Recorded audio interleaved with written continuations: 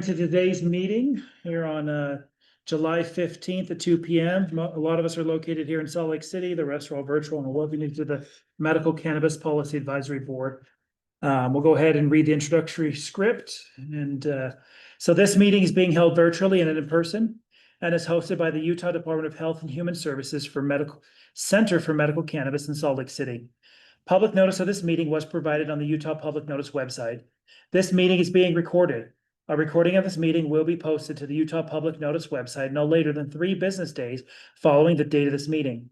A copy of the unapproved written minutes will be posted to the Public Notice website within 30 days of this meeting. Approved minutes will be posted to the Utah Public Notice website no later than 3 business days after board approval. Every proposed agenda item must have a summary of the topic submitted to MCPAB@utah.gov no later than 7 days prior to the board meeting. Board members will present and discuss the summary. If no written summary is provided to board staff, the relevant agenda item will be removed from the agenda. Only items that have been submitted in writing in advance of board meetings will be allowed during discussion by the board chair. Public comment instructions. Public comment is limited to 2 minutes per person. If you want more time, you may request it from the chair. Please state your name and your affiliation. Only comments made on items listed on the agenda will be considered. Public comments over Zoom. When the chair opens public comment, use the raise hand icon on Zoom to indicate that you would like to make a comment. When you are called on, you will be taken off mute. Take 2 minutes to make your comment. Those in the room who would like to make a comment in person, sign the public comment sign-in sheet with your name and indicate what agenda item you want to make a comment on. The chair will indicate when it is time for public comment and invite you to the table. Take 2 minutes to make your comment. For additional information, to make a suggestion for agenda items, or to contact board members or staff, send an email to mcpab@utah.gov.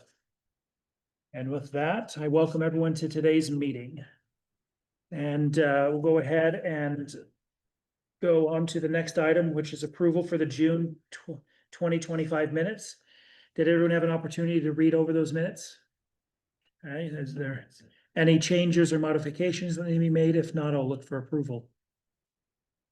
Okay, we have a first, we have a second. All those in favor say aye. Aye. Aye.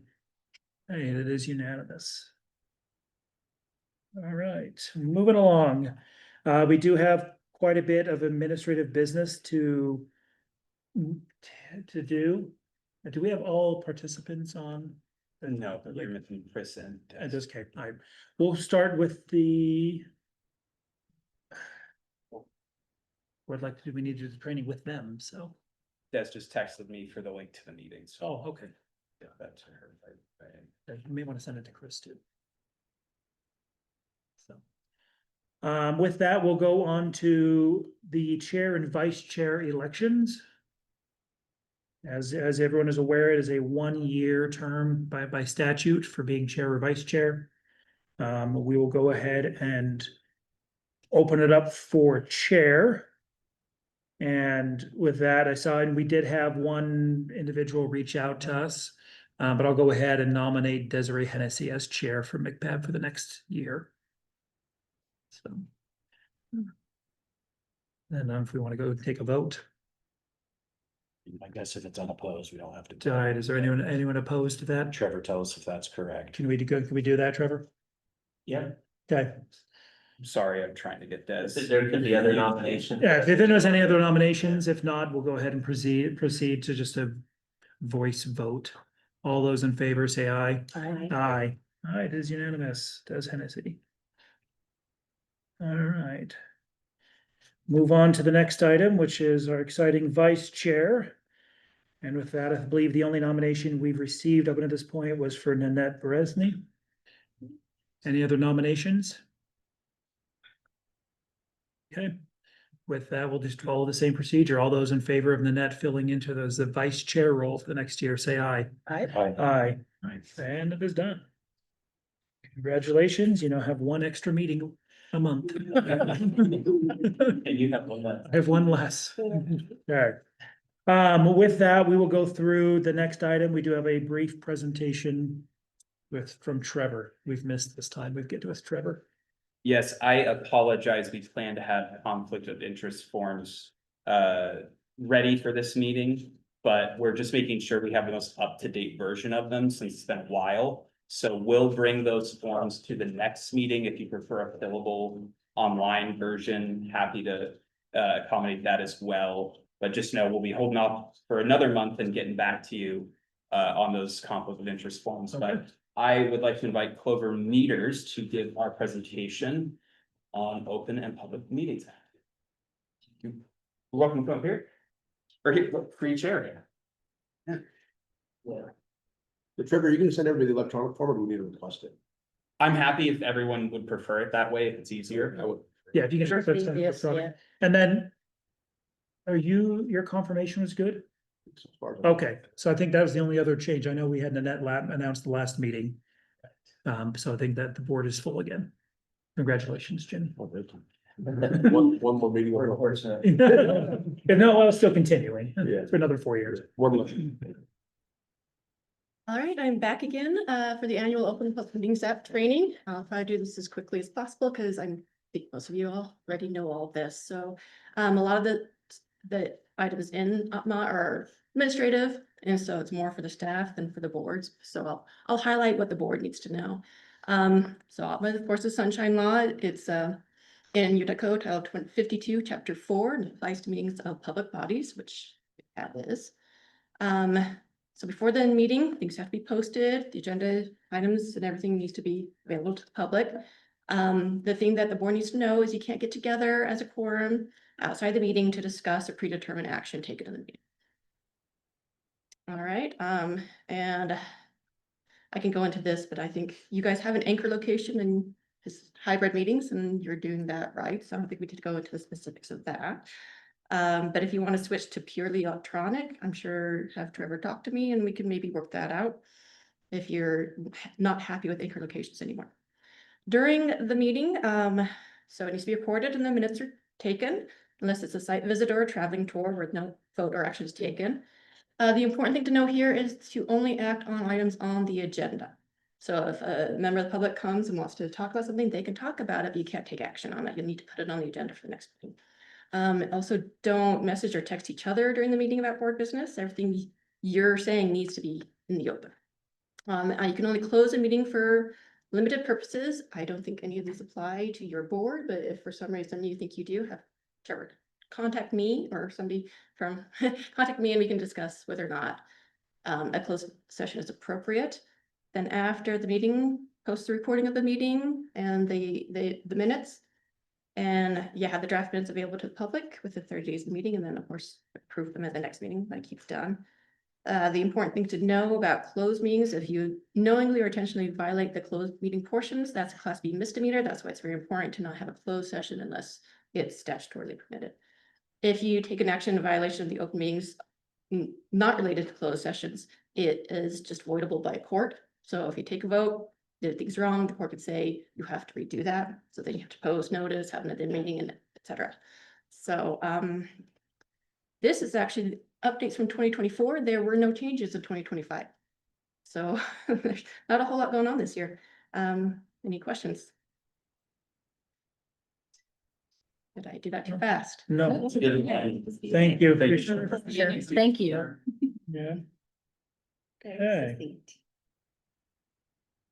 All right, with that, we will go ahead and move on to the next item. We do have any updates from the Department of Health or Department of Agriculture?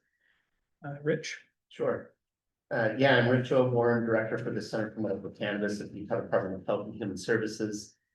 And just a few of the general statistics relating to the medical cannabis program. 102,633 is the number of active medical cannabis patient card holders as of the end of last month. And then 986 recommending medical providers as of the end of June, and 87 pharmacy medical providers as of the end of June. And then since the last time we met, CMC implemented some of the 2025 legislation. That implementation began on July 1, 2025 for the transaction fee, which is now $1.50. And as many of you know, that's collected upon each purchase of medical cannabis, and then also the medical cannabis patient card fee is now $8, reduced from $15. The recommending medical provider patient limit that increased from 1,473 patients to 1,539 as of July 1st. We've been updating that quarterly, and we make sure that our website reflects whatever that new quarterly number is. And as a reminder, that's always 1.5% of the total number of active medical cannabis card holders. So over time, that's of course increased, and so the increase of the total number of patient card holders, the patient limit is increased. The Center for Medical Cannabis was able to launch a new website on July 1st, and when the new website went live, there were a few improvements that were implemented. The website is now significantly more mobile friendly.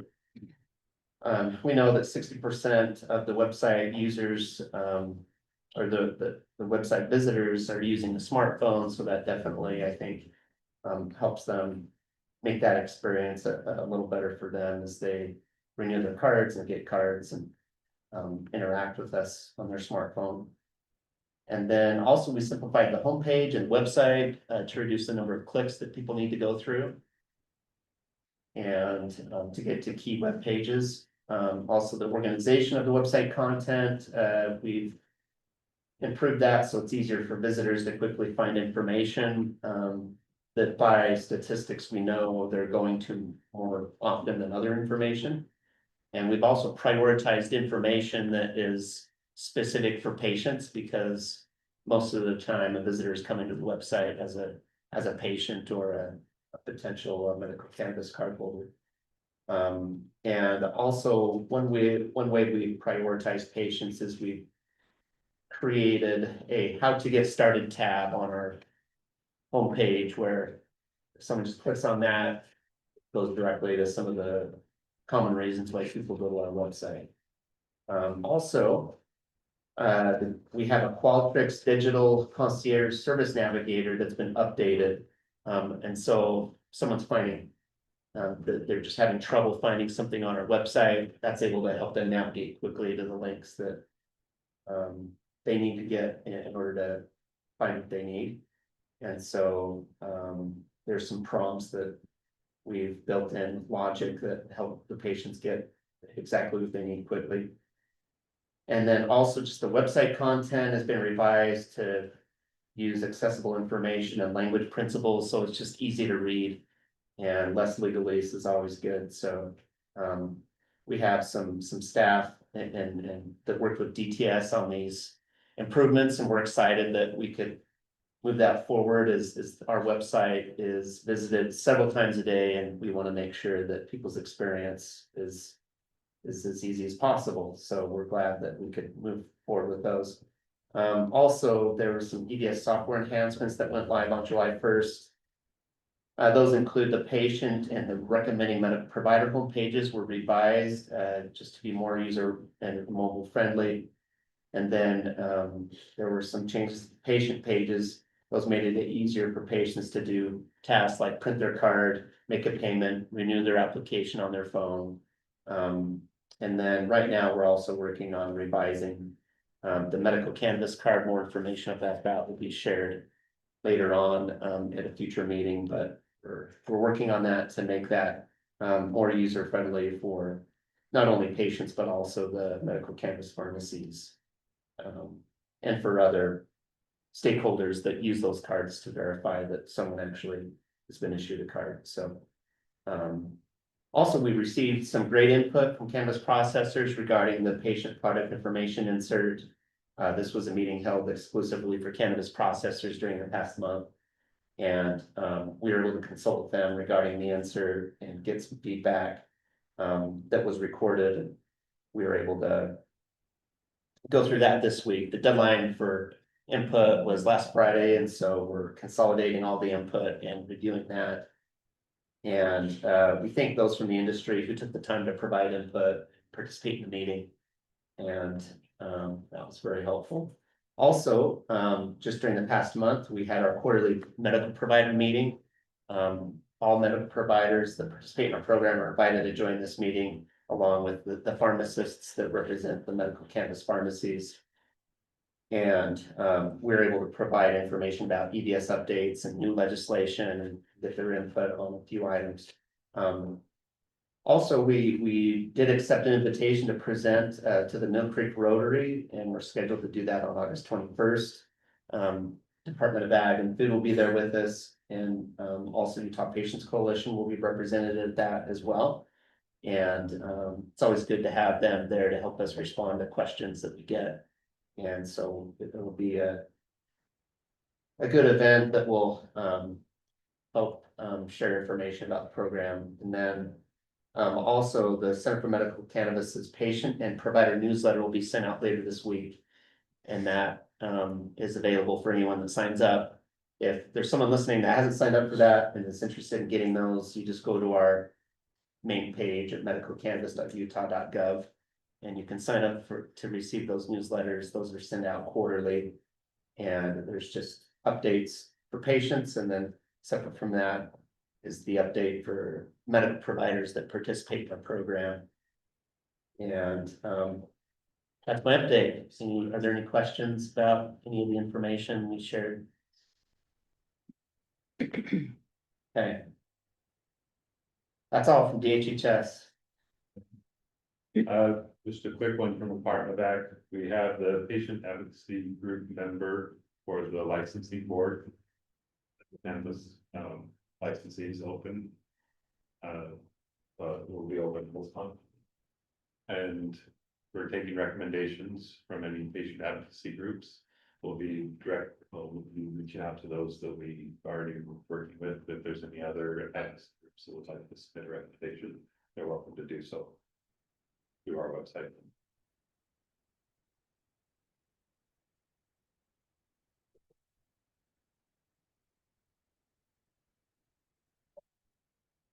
And that's it. Yep. Perfect.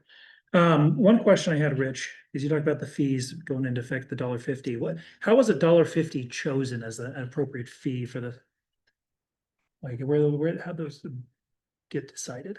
Lawmakers mandated that change. Okay, And initially, when we started the program, we projected what was needed to cover the costs of starting the program and paying the loan back that we got from lawmakers at the very beginning from the general fund in 2020. Yeah. Right. And so lawmakers, they noticed that we had paid back the loan during the past year, and you could check with them and learn more about. that was just my question, just trying to see how $1.50 was the. The original was $3. No, I know, they just cut it in half. I get that. Yeah, I'm just. Yeah. Okay, well, Does it go in, because it goes into a restricted account, right? It does. It's called the Qualified Patient Enterprise Fund. Yeah. And statutorily, there's only so many things we can Spend out of spend it. that money on, but it's to fulfill the duties of the Department of DHHS. So that covers a lot of the personnel, software, or two of the biggest expenses of the program. I know one of the state mandated expenses is education. I mean, we've already seen a $50,000 allotment done. Is there going to be any future plans from the Department of Health to expand on the education piece? One step we've taken that I gave an update on today is, for example, education that we have a medical provider do, contracted with a medical provider to educate medical providers throughout the state. Okay. That's one thing. Also, we've contracted with the University of Utah Center for Medical Cannabis Research to be able to help us update information on our about for recommending medical providers on our website. So it's based on evidence, and as you all know, the Cannabis Research Review Board sunsetted in July. And that is, the role of that board is giving information about research to us. That role is now filled by the University of Utah Center for Medical Cannabis Research. So, and part of their funding is focused on education of medical providers. And so they've been able to create some videos that I think we've shared with everyone. Those are linked on our website. Where there's a medical provider and a pharmacist that talks about the medical cannabis program. That are uploaded to YouTube. And we've shared those with stakeholders. Those are some examples of things we've done. And if you have ideas about things that we can do in the future, the board is welcome to share those thoughts with us. And we can discuss those items more in the future. For that input to the new chair. Yeah, any plans for public facing education? I mean, I think it's nice that you're, providing education for medical providers, but what about the general public? In relation to medical cannabis or cannabis in general? I'm happy to speak briefly to that. We are looking at that as options. One of the things to take into account is that the wording in our statute is very specific around what we can do education on. So we try to navigate and make sure that we are as close to that as possible. We are looking at a number of education options moving forward. And I think probably in the next couple of months, we'll have some more information that we'll be able to share with the board on that. I would also add that in the video that was completed for the medical provider, there's actually very useful information for the patient as well, and how to prepare for a visit and questions to ask your provider. So, and I think there is discussion of possibly doing more videos such as that in the future. So I'm sure Valerie will speak to that momentarily. Yeah. And then I gotta ask my monthly question to you, Daph. We have a date for the ICS yet? The current date is likely outdated, so we don't have a We, date we're trying do we think we're moving into September, or are we still shooting for August? good chance it's September, okay.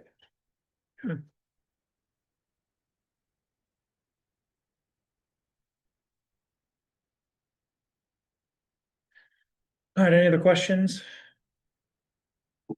Okay. With that, we will go ahead and move the time to the next item, which is R 66-15, medical cannabis pharmacy draft rule. Turn the time over to Dr. Forsythe and Mr. James. Just quick correction, it's 6-5, just there. What did I say? 15. Oh, As I go through the rules now. Yeah.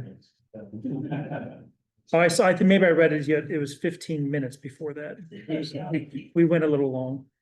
Here we go. So, as really the fifth rule coming to the board, just to present here, is a reminder that the Department of Agriculture as a department, the whole department is actually launching into kind of what they're calling a clear the rule initiative. So a lot of these changes come from what is being kind of passed down as a new initiative within the department. That will be to remove a lot of the language that is exactly the same in statute. So a lot of the definitions are that way. To do that. And then, obviously, as I mentioned before, there's other aspects there that we feel as we look through it, that, the statute takes care of completely. There's some areas that maybe there's need for some more clarification, and maybe there's some that this needs to be changed overall. I think with all that in mind, I will try my best to go through this and just hit the high points and what I believe would be the kind of the main topics to talk about. As always, if the department does decide to take this or any other rule that gets kind of approved, there's always that time for public comments as well for the days after it's published. With that being said, I'll just jump into it. So definitions here, you can see that there's a number of those that were removed. The one I want to kind of touch on is the education of the event portion. before the Department of Agriculture took, over, pharmacies, we had an educational event rule that for, production, establishments, and so the thought is that we'll actually just be we'll be moving the educational portion of this rule over to that one, as we work on that. And you can see that there's actually a handful of other rules that, or sorry, definitions that did get, moved. As we jump down into our 66-5-3, changing kind of the name, to more fit what Department of Agriculture, how they do their rules, but this would be become medical cannabis pharmacy license. Talks a little bit about what the pharmacies, can do as they get their licenses. You can see there's a lot of lines removed, but there's, top two or some of the additive ones. Just some things to point out here in, what used to be 1B, but is being removed. Or I should say A and B. The statute in 441A 1169 actually covers that portion of it. And then we also believe that there was a slight overreach on in these rules for that second portion than what the statutory authority gave us. Dropping down to C here, we actually moved this portion down to the next section to fit better there. So this is the counseling area portion. Where we also had this removal of not distributing any medical cannabis products unless the employee who's a GMP is physically present. There we felt this was in the statute under 11.2. This next one may be of interest to pharmacy owners is that 3, the medical cannabis pharmacy location shall be open to buy the products for a minimum of 35 hours per week. I'm looking through everything and kind of talking it through with some groups. We decided to maybe remove that as the hours, but as you'll see later on, what we did is because this is a lot of instances are based on the best way for patients to access. And then also talking about rural areas which may not be able to even withstand a 35-hour type of thing. If we wanted to have them be able to give their input to the board and so it's maybe just examples of this, it's better just to do in the afternoons, maybe all day Friday, Saturday or something like that. That allows them to be able to work through that. And you'll also see later on, what we've done is that any changes to those types of hours, they go to the board just again, because we felt like pharmacy licensing is based on the ability to get that product to the highest number of patients and whatnot. So did you just say that if we were gonna change our hours, that goes to the licensing board now? Depending on, yeah, so it was just like this, so not like every time you do it, and I'll show the, we're trying to get down to it. What it is we first want it to be that the 35 hours seems a little bit arbitrary on that, and also the possibility with the push with rural pharmacies, that it may be a little bit difficult to be able to stay afloat, especially at first. So we wanted that opportunity for them to be able to get their feet wet and to be able to do that there. So again, it's about making sure that we want these licenses to be able to be successful, to be able to serve patients, and hopefully this shouldn't cause too much issues. And then move forward. Hey Cody, Yes, sir. real quick, Kyra let us know, would you mind raising your voice a little bit? Sure. Yeah. Thank you. Problems. Next thing is, the portion here in 6 and 7, being removed about making sure everything is kept confidential. We're actually moving that down to the next section as you see. And then dropping down obviously a lot of this is the rules and everything, but, number 10 and 11 here, number 10, there was a lot of discussions about the need to share the COAs. Or if a patient asked a pharmacy to see the COA thing, and I know that this was a conversation that happened a couple of years ago, when there were some changes in rule at that time. To make sure things we are actually gonna keep that, it's in a different area, but what we want to do is to make sure that if there is any COAs that are given, that it actually comes back out, that the pharmacy actually gives a redacted version of where there's supposed to be some protection as to where these production establishments are located there, but other than that, there still is a requirement that if a patient wants a COA, they should be able to get it.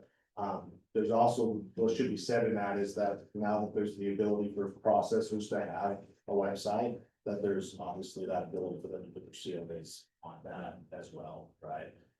The other thing to keep in mind as far as COAs go, because everything, those are records that come to that, if anybody does have a grandma or a state department, we're giving that too, so we don't. But people have that same kind of line to walk as far as redacting some of the information needing to, but not necessarily anything either, so. The next thing just to touch on really quick is number 11, removing that. And this is one that and Rich could maybe talk a little bit more to, but this is one that pretty much makes sure that medical clinics and pharmacies couldn't be exactly in the same building, some different things like that. There's obviously the law changed this last year about how that works, and then looking at the statute, we didn't want to go any further than that, and so we wanted to move them. Obviously, there's the temporary card event thing that was added in the statute, but there was not necessarily anything in statute that says they couldn't be in the same building. So we wanted to make sure we walk that balance as best we could, so we thought removing that was the best way to go about that, so.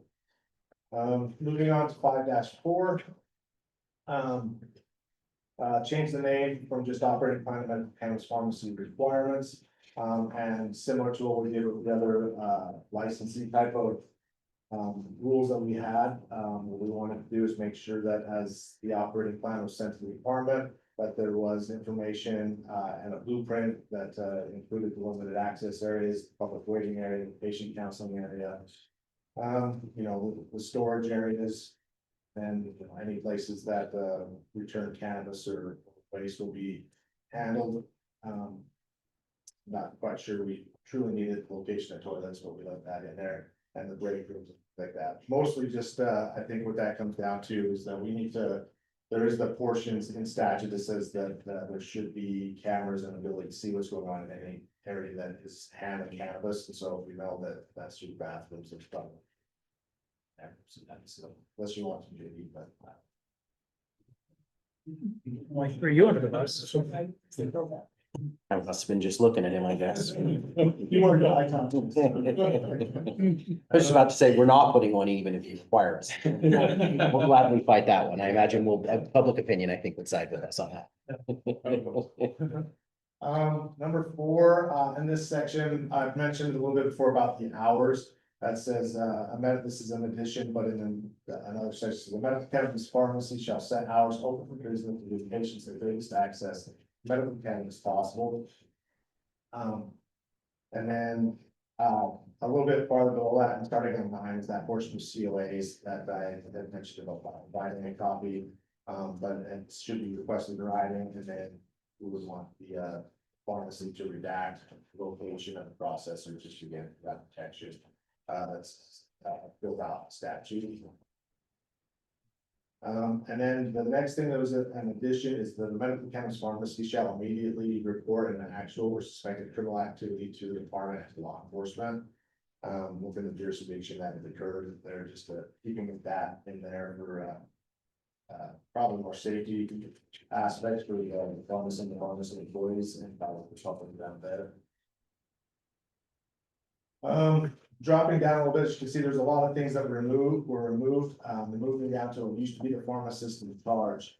A little bit of explanation into this is that our statute, the Department of Agriculture statute on this talks very little about the pharmacist in charge. It does not give us any rulemaking authority on that. It does, however, say obviously that a pharmacist in charge does have to verify orders before it's sent out. So that's kind of what we're doing. As we reviewed this rule, the department felt that there was a lot of things that were put on the PIC, the pharmacist in charge of this aspect. That was more of the licensee's responsibility, right? That set, and we'll talk about it in a minute. I think we down to it, but such as abandoning a license and things like that, right? There's maybe situations, and most likely where the PIC is not going to be the person that's making that that choice, it would be the owners or whatnot, and so to hold them responsible for something he felt was so not fair, and it should actually be on the licensee aspect of things. So that's kind of a short aspect of why you're gonna see a lot of changes on the PIC aspect. Rich, may be able to talk a little bit more as to who really oversees pharmacists, and I think if it's still that requirement, just because they're pharmacists. Through Gobble, I believe, and things that they're gonna have to still meet those requirements, and so we don't want that to be put out there that there don't have any regulations. And except, but the Department of Agriculture, through their review, did not see that we had a whole lot of that. To hold them to such a level at this point, so again, that's the reason for that. Again, similar thing on R 66-5-6 supervision. It used to say, we struck this out, that it's, that the pharmacy licensee shall ensure that the pharmacy is always under the full and actual charge of PIC. And that actually is pretty much covered in statute under 11-112C. And then again, as I said, there's not a whole lot there with the PIC and the statute overall. On to security standards, kind of minimize this a little bit, similar to what we did in those other rules, but as you can see, we did make sure to keep the complete video surveillance system, and really just a clarification of the camera resolution.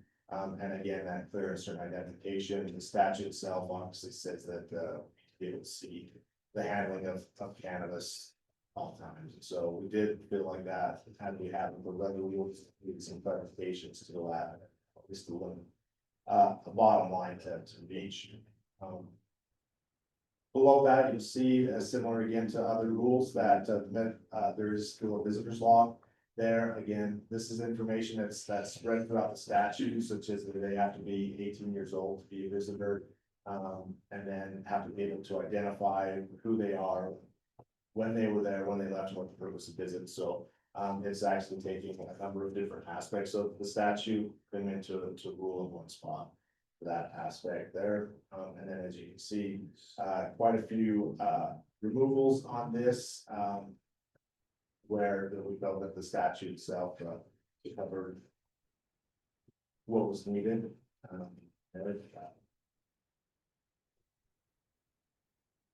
On inventory control, we felt there was still a little bit of a need on exactly what needed to be entered into the inventory control system, but there's also a lot of removal here, because that's what we talked about, but it does say that the inventory should be kept up in real time.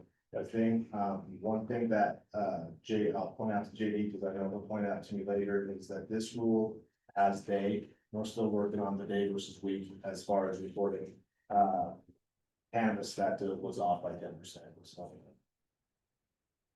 Because I know we put the cultivators a week, and you were asking why we were different, so just so you pay attention to. So will it now say within one working week? Or within We're 1 week? discussing that internally, but that's probably, I think that'll be maybe there. What we'd like to do, obviously, and we don't believe that anything like this is happening at any point, at this point. But obviously, you guys would be able to tell maybe better at the time it happens, is that we would like to get a report on something that's concerning as soon as possible, right? So we can get to it, but obviously knowing that maybe sometimes a big family situation that is best for all of us. So. Would that even apply in instances where it's caught, like, right when it's being dropped off, right, and there's a discrepancy? You're able to get in touch, like the processor is able to reach back out, the delivery person is able to reach back out to the processor and make sure that, a new manifest is sent and it's corrected in the moment. Is this just something that, because to me, if it can be corrected in the moment, I don't know if you guys still want to know about it, but it would just seem to be, maybe not necessary. If it's able to be It's something corrected. that we can discuss. For me personally, this is kind of a snowball effect, like what ifs, maybe we should live our lives that way for sure, but it's a situation that if it's a continual thing about the same, then maybe we would need to just study, in case we need to look at something. Does that make sense? Yep. At least that's our thought of going to the reasons. Again, transportation was removed because it is spelled out in statute. And then we get down to what would be the new, it used to be Canada would be R 66-5-7 now, which is the minimum requirements for stores and cannabis. not a whole lot of changes. To that, with the exception of removing specifics such as chemicals, lubricants, and other things that just say potential contaminants. But it's broad, we understand that, but it's also, I mean, I don't know if we could either want to list everything that it could be, or if it's better to keep it broad, so we're broad.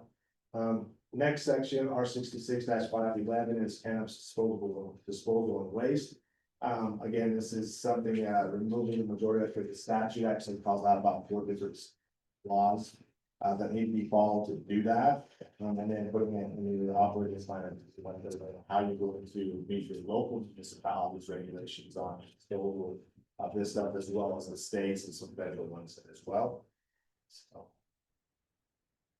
Down to product recall, not any changes there. There was a discussion on that, but based on how broad recalls can be, and really that a recall can be done by a licensee for any real reason.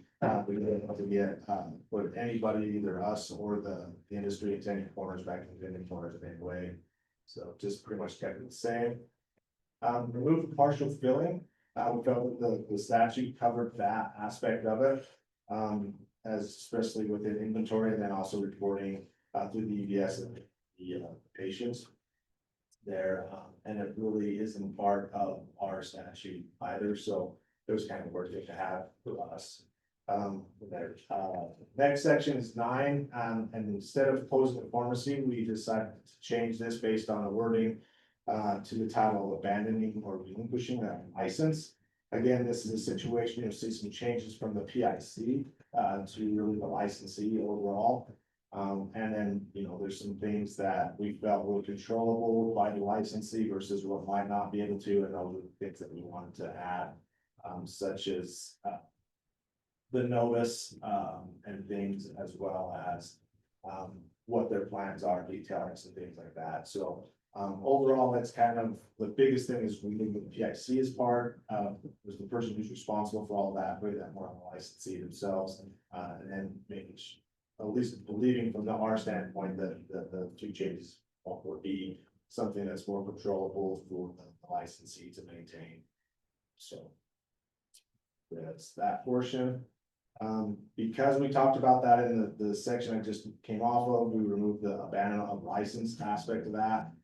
We felt again that what we changed that to was a better fit. Next is the walk-up, drive-through, and curbside service. You'll see a lot of changes from THRU to THRUGH, not because of the movement statute calls it that. So we went and changed all of those, which is a lot of the changes here, but also, as you can see, there is some removals. As far as exact what to do, obviously the statute says that things have to be under camera, there has to be a lot of the information has to be kept confidential and things like that, so there wasn't we believe to just spell out completely out this way, again, kind of minimizing that.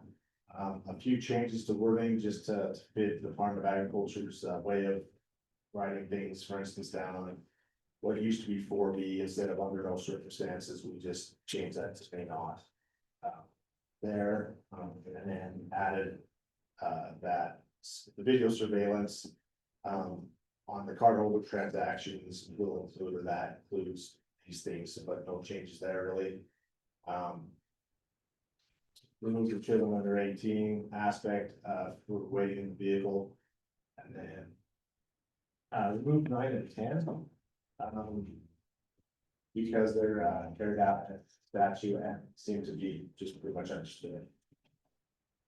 Next is the target marketing, and what we did here, there was a targeted marketing portion in the rule. What we did is take pretty much the information from statute and the information from our processor rule for target marketing and added it into this aspect. I will call out that I noticed this is doing data number 3, which says target marketing shall accurately and legibly identify medical cannabis, and the version you guys got says processor. I didn't catch that, and that will be changed for. Yeah, Cody, it's in there in a few different places, kind of going from this part of the rule forward. Yeah. My guess is it was just a copy and paste and just didn't get caught. Yeah, processors in there a few times. The one thing that I wanted to point out here, I know there's been some discussion overall, in the last bit, and now I'm not finding it like I want to. But, you know, looking, oh, it's down on number 5 is where that would be. It was told to the department, obviously, and I know this has been a kind of an ongoing thing for a couple of years about websites actually being targeted marketed or not. You know, as it's written right now in statute, it is not. But similar to what we did with processors, if you look at number 5, what we did do is that American Cannabis Pharmacy, they have a link on their website to allow them to sign up for targeted marketing. Targeted marketing electronically there, so. Yeah, so those are kind of change of target market. We moved a lot of the things there. One of the reasons there that we decided to remove a lot of the target marketing language was because it read a lot like our educational material rule, and felt that stuff would be used as an education thing, and then kept the target marketing to what it was defined as in statute. Then down to the operating plans, and here's where we the one change that we did make, which wasn't a change in regular hours of operation. There, so if you're gonna do a significant change, right, if you're closing for holidays and you're doing some work as far as that, but this is what will be open for patients. That makes sense, that would, that we're thinking needs to come to the board for that aspect. Again, all based on that, it's about the patients, this aspect, so.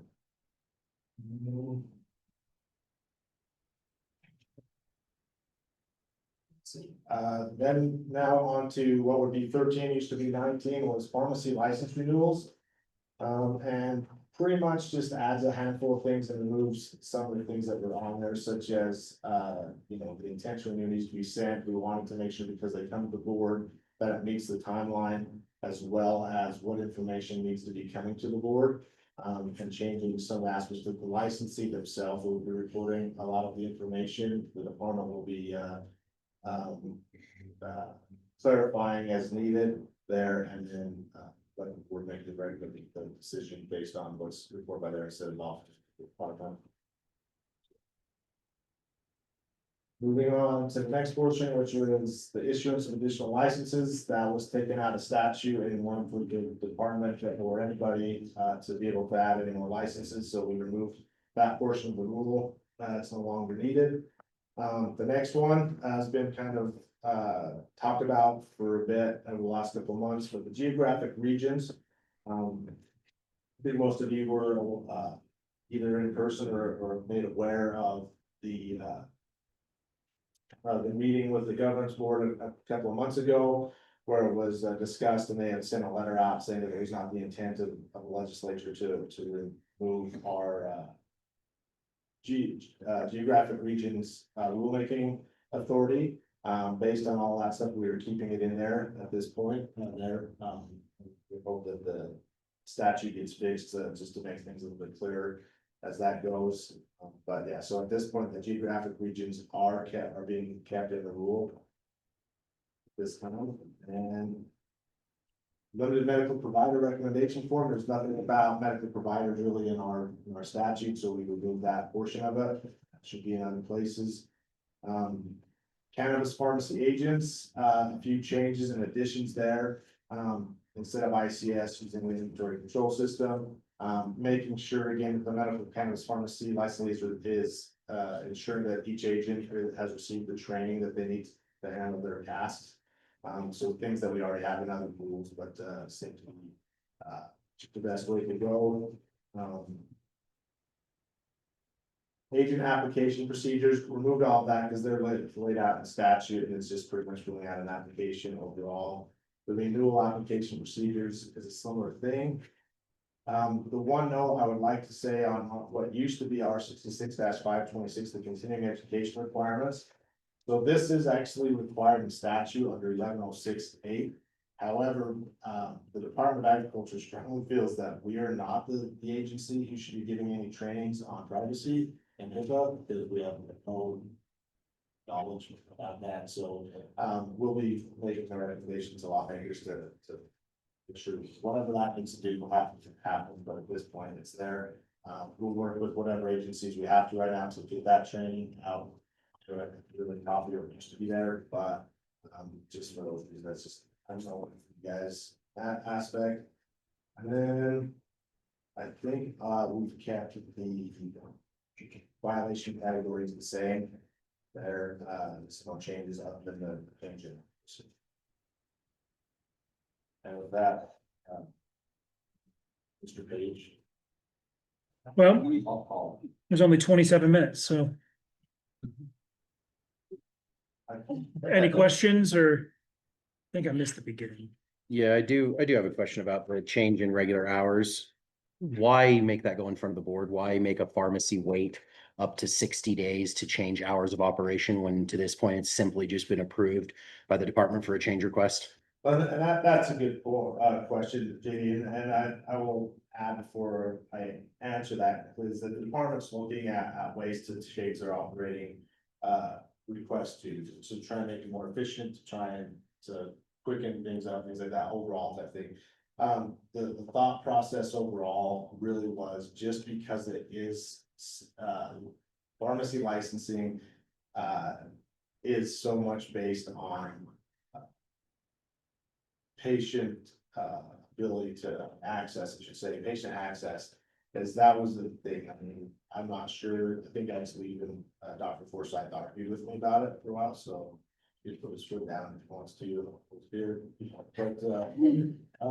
yeah, I mean, it was, that was the thought behind it, JD. I get what you're saying, the 60 days there, and maybe it's Because to me, it seems like the department can do the exact same considerations that the board would do. And quite honestly, since you guys regulate us on a more, frequent basis and have contact with us, I can understand if someone said, hey, we're open 40 hours and we want to go down to 2 hours. I can understand there being significant concern, right? But I think what you've seen over time is generally most people have expanded their hours. Now, I know with these rural pharmacies coming online that may be different, but it just seems to me, it just seems like bureaucratic red tape at its finest to require a 60-day waiting period to, even if I wanted to change my hour, go from 6 PM on a Friday to 7 PM on a Friday, it just, to me, it just seems like if we're talking about streamlining and reducing overreach, this would seem like one that goes in the opposite direction. and to be honest with you, from the other corner of the box ring, we tried to do it in a way that was removing bureaucratic red tape, and I understand the timeline aspect is, but the department has been put in a place to say that, a lot of the decisions that we've made have been wrong. And so to take that as much as we can off of that, happy to have any conversations. Maybe a thought is that if it's a significant, and we can define whatever, right, percentage wise, and it's, or if it's lowering, right, like I say, almost everybody is. I don't, Meredith could speak to this based on price, how they've done things, and I don't know if that would help them or not, but, and maybe it's just rural, or maybe it is, but yeah, happy to have that, so if it's not needed, I think that we're not, like, this is not obviously a mountain to die on, and it's definitely not even a passable hill. But also on the same, we do want to make sure that, that whoever's in here whoever gets the licenses have that ability to make sure they're accessed, but if it's something that we could meet in the middle, or if it's something, sure, it's in the departments. Huge jump, so. Sounds good. Anything else from the board? Good. Thank you very much, Mr. James. And with that, we'll go ahead and move on to the next item. Which do we have, Ms. On you?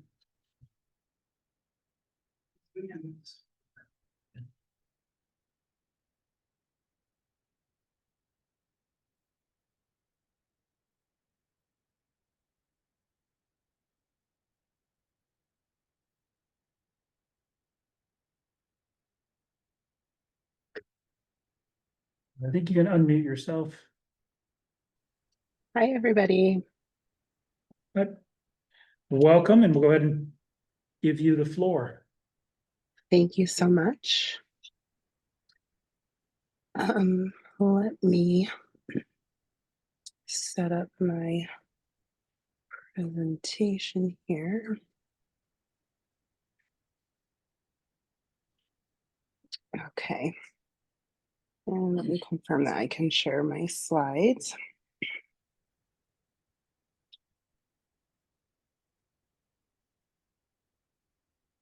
Wonderful. Okay, can everybody see my slides? Yep. Great. Okay, well, thank you guys for having us here and including us in this update. I appreciate it. Um, Today for my portion of the meeting, I'll just be running through and giving everyone an update of regarding our structure, some of the areas we're working on, which include director recruitment, a little bit about our symposium. We'll talk a little bit about grants that we've been working on, and we'll look through our sponsored projects and touch on the CMCR Research Committee transition. As you guys know, both Jerry and I are here for any needs that anybody has. If you need anything, please reach out to us. I wanted to give everyone an overview of who our committee members were. We have a wealth of people that kind of span across multiple different areas, but also we've had the delight of adding some members from different universities and academic institutions, which was the goal. So that has been a very exciting part of what we've been able to accomplish. Ray Merrill is a researcher at BYU. We added Eric Bottleberg, who is a RN at Weber State University. Very interested in looking at curriculum and how we kind of work with the APRNs and folks that have been serving our patients as well. I'll touch on that later. And then, of course, everyone knows we have Bruce Bugby, USU, and then we recently added another individual, Rico Del Sesto, who is a wonderful organic chemist out of Utah Tech, who really has done some great work in regards to subdermal patches and terpene work. So we are definitely moving through it. And then, of course, on our external advisory board, Rich has been wonderful. Representative Jennifer Daly Provo has helped us out and kind of sat there with us, Russ Cashin and Ethan Russo. So just a reminder, I think everyone should know our mission for our center is to promote methodologically sound research, evaluating the safety and efficacy of cannabis and cannabis products used with therapeutic intent. And we hope to do this by creating as many opportunities as we can across the state, but also to work with external collaborators and community stakeholders to look at the research-based approach to consider the impacts and for public health and ensure that we're, educating and really focus on the therapeutic benefits and safe use of medical cannabis and the products we create here in the state.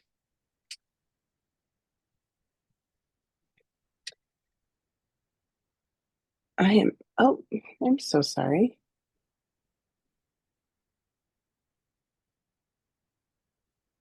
No, there we go. Trying to move there we go. And so just a brief update, we've been looking to recruit a director. So we actually partnered with several colleges across the university to help support the funding of this position. We basically spent a good chunk of time reaching out to some of the researchers that we know who have been active within the cannabis space here in the state. And we're able to find 7 different colleges or departments that were interested in supporting potentially hiring a faculty director. And so to date, we have we've basically received about 18 candidate applications. We've conducted 8 candidate interviews. We did make one offer, which unfortunately was not accepted. And then we have had 2 additional candidates that are pending review. And we've kind of been in talks. We've had beautiful presentations from them. either of them would be a great addition to the team. So we will keep everybody updated on that as we move through things.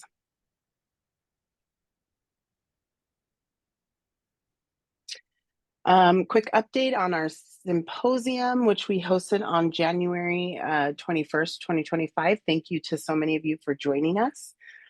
We had 105 people actually register, which was great. It went from 50 last year to now 105. So we're doubling each year, which is awesome. And of those 105, we had 87 attendees. And that I think what's great about our symposium and what makes it rare is that we do get not only researchers, but we have some of the state employees come.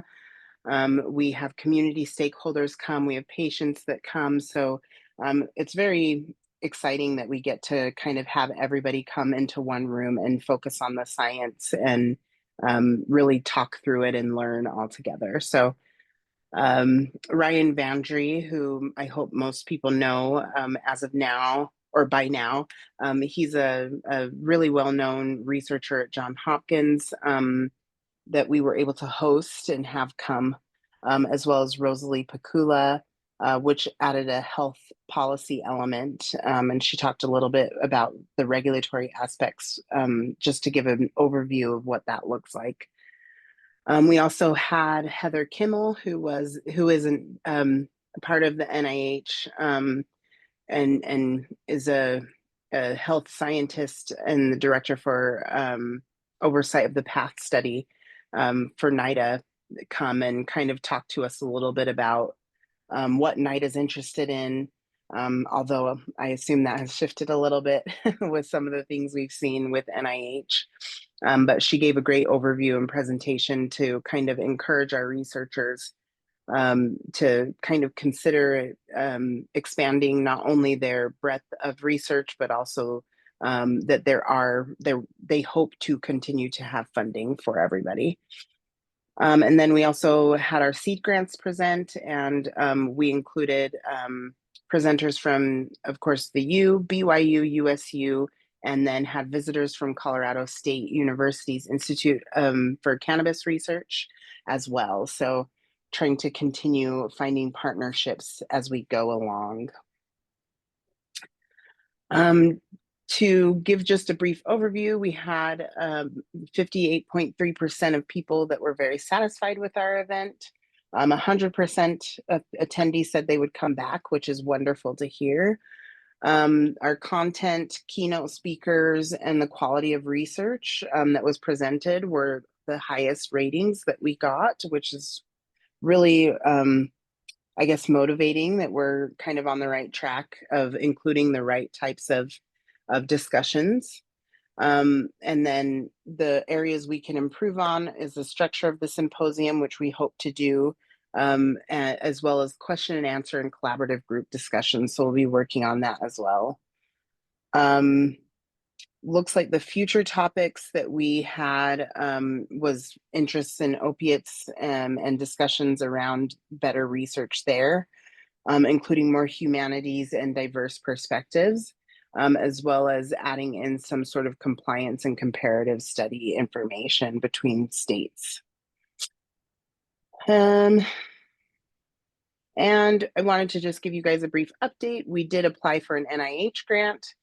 That was, I want to say, last year, about August timeframe. And it was a very highly competitive grant. It was basically focused on creating a what you could call a mini NIH like consortium to oversee cannabis research across the nation. It would have been $4.25 million. That would have been continuous over, I believe, a 5-year period. So this basically having only existed for a year and us kind of pulling this together was an astronomical feat, and kind of spoke to just how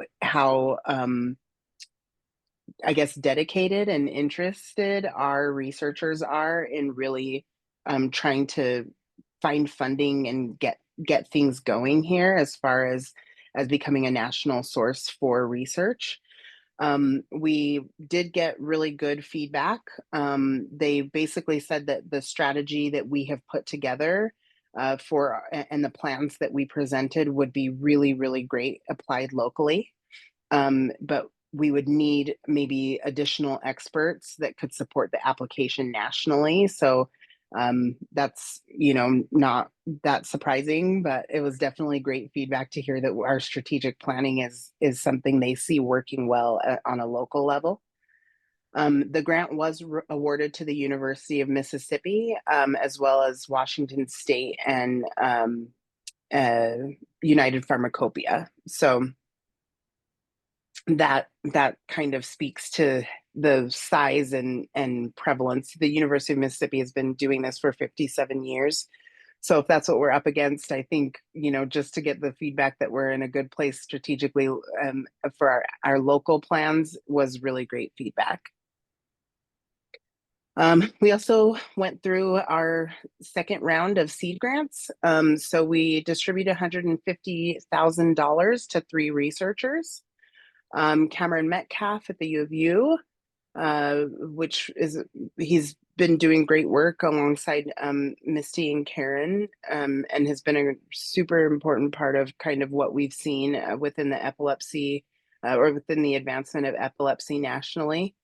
And then we also had Anong Zhao, who's a professor at USU, which with a focus in biological engineering. And then Jonathan Constance, also at the U of U, who is focused on really the prescribing and PK in adolescents and young adults with cancer. So we covered a large breadth of different areas and focus within this seed grant. This seed grant competition. So hopefully we can continue doing that. Then we also have been working with the MCOR team. I think Rich spoke a little bit about them that are doing the evaluation and outcomes research. We actually teamed up with them to put forward a grant, and they did receive $85,000 in grant funding for the Ben B. and Iris Margolis Foundation's Transformational Research Grant. So this will be basically supporting almost kind of extending some of the work that they've been doing with the Department of Health as well, to look at some possibilities of database and novel data linking to kind of track patient health outcomes and analyze products and how they're used to support specific patient outcomes evaluation measures. So that is moving along. And we also then have been working with USU to look at the possibility of a DEA manufacturing license here in Utah. This is a very big endeavor, and so it's been really great that we've had the opportunity to take this on. I know that UDAF has been a huge support as well in working on looking at their potentiality of having a state license, which is also a very impactful possibility. So we're working with them on that. But ultimately, we initiated a marketing analysis and business planning evaluation with their business analytics department to look at the actual economic value and market potential prior to going into such a big ask. So we did this in phases to see, first of all, what data is available, how feasible it is for us to apply that here in our specific I guess the way that we know we would actually be using the environment that USU has available, how feasible is that for what we would want to be doing? And then also looking at the possibility of that actually being useful for forecasting what we think the market will look like. So since we've done that, there are a lot of missing pieces, as you can imagine, just with the issues that we all know come up for research from the federal perspective. it makes it very difficult for us to kind of look across the actual market and look at what researchers would actually be likely to have access to in comparison to getting product from NIDA. So what we decided to do was to create an actual a survey to kind of look at this information and to also kind of do a little bit of a side project and a little bit of a study that we might be able to publish to look at what the actual pipeline is, what the interest is, and how the market actually affects research overall nationally. So we have just barely finished getting approval for that, and we'll be moving forward with getting that out to several published researchers across the nation. And overall, I mean, we're moving forward with seeing what this looks like. I don't know how many of you saw the news today that University of Mississippi also actually just lost their contract with NIH. It will not be renewed. So they've been doing this for 57 years. And now, you know, with all that's been going on federally, they plan not to renew it. Hopefully this is to help them kind of prepare to be an overall resource. But also that kind of leaves the door open. So we'll continue to pursue this and keep you guys in the loop. Rich also mentioned that we have been working with GSLC, the Genetic Science Learning Center, to ensure that we're helping to promote public education. So we did do a series of videos that kind of support patients, but also providers and how to navigate the program. Our plan is to continue doing this work, but to look at specific areas of interest, whether that be indication-based and or looking at research methods and standards and how those are applied to development of products. But we, just to kind of speak to JD's point, we will be trying to do as much as we can to also support not only QMP facing education, but also public facing education. Our plan to do this is to look at the first area of importance would be pain, since that is the majority of our patients. So we have been working on looking at creating a pain summary and updating the one-pager data that has been available with DHHS.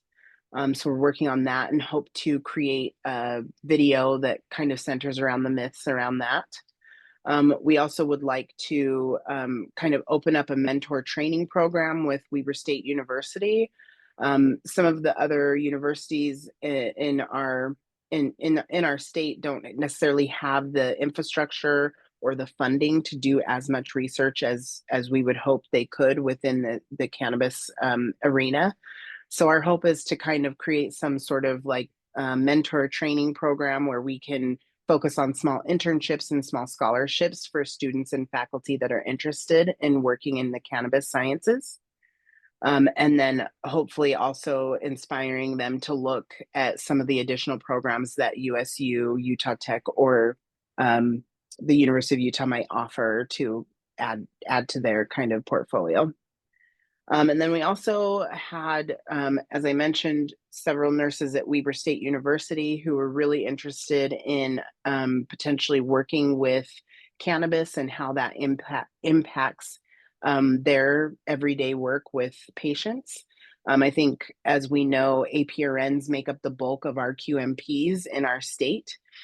So they are actually the population that is most frequently interacting with patients, but also kind of see the areas that we might be able to support educating. So our goal is to kind of bring Weber State together with some of the nurses at the University of Utah who have already kind of started this and maybe develop something that might be more specifically guided to help support APRNs as they kind of move through becoming QMPs.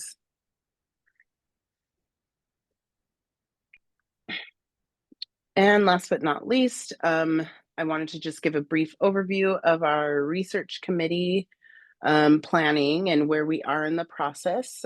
So as Rich mentioned, the board has been sunsetted.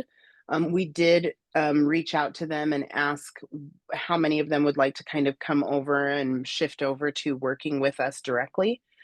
So the first round of this kind of planning was to get them together and look at some of the things that have worked and some of the things that maybe we could focus on improving on. So our goal will be to have 7 to 9 members on that committee, which would also include current CRB members. I think what will be a little bit different is that for every indication that we decide to focus on doing a review of, we would bring in 3 to 4 experts that are specific to that area and indication with the knowledge to kind of allow for them to be a part of that review space and to kind of help us generate ideas around how best to prepare for that. So that's a component that we're excited to be able to add in. We didn't have any additional funding, but we do want to ensure that we maintain some of what was previously done. So we will have a small stipend for the committee members. And we will obviously focus our literature review process with what Lauren Heath had previously done, but we're kind of moving forward with adapting that and creating additional areas of research that we can, and articles and evidence-based approaches that we can kind of include. So we'll be working with the board on that and kind of solidifying that. Our next meeting will be the 30th of July. As Rich mentioned, our goals will be to contribute to updating current guidances whenever that is applicable. We do want to work on developing public-facing educational materials and create medical guidances that we can support PCPs and QMPs with. And we would obviously be focused on generating publications wherever that is relevant for anything that we know we're adding to or we haven't seen done. Like there's very specific areas that we hope when we see that they don't have a lot of education behind it, or there's not a lot of publications that support a full review, that we can now start doing that and create some sort of research library where those things are housed. And then as far as identifying conditions, we are still kind of working with the research committee to build this out, but all conditions that we do decide to review will be determined by the research committee. The mechanisms that we will obviously work with to obtain which indications may be good. We obviously have the current conditions list, which will go back to that and try to update accordingly. But then we also would be building out a comparison to other states' lists and looking at what things are most frequently seen across the nation for different states and their conditions that have been included. And then we hope to also work with PCPs, QMPs, community stakeholders, and do some patient outreach to ensure that we're kind of focused on things that are of interest to the community working within the program. And that is everything. I wanted to leave time for questions. Are there any questions or anything that anyone would like to run back through?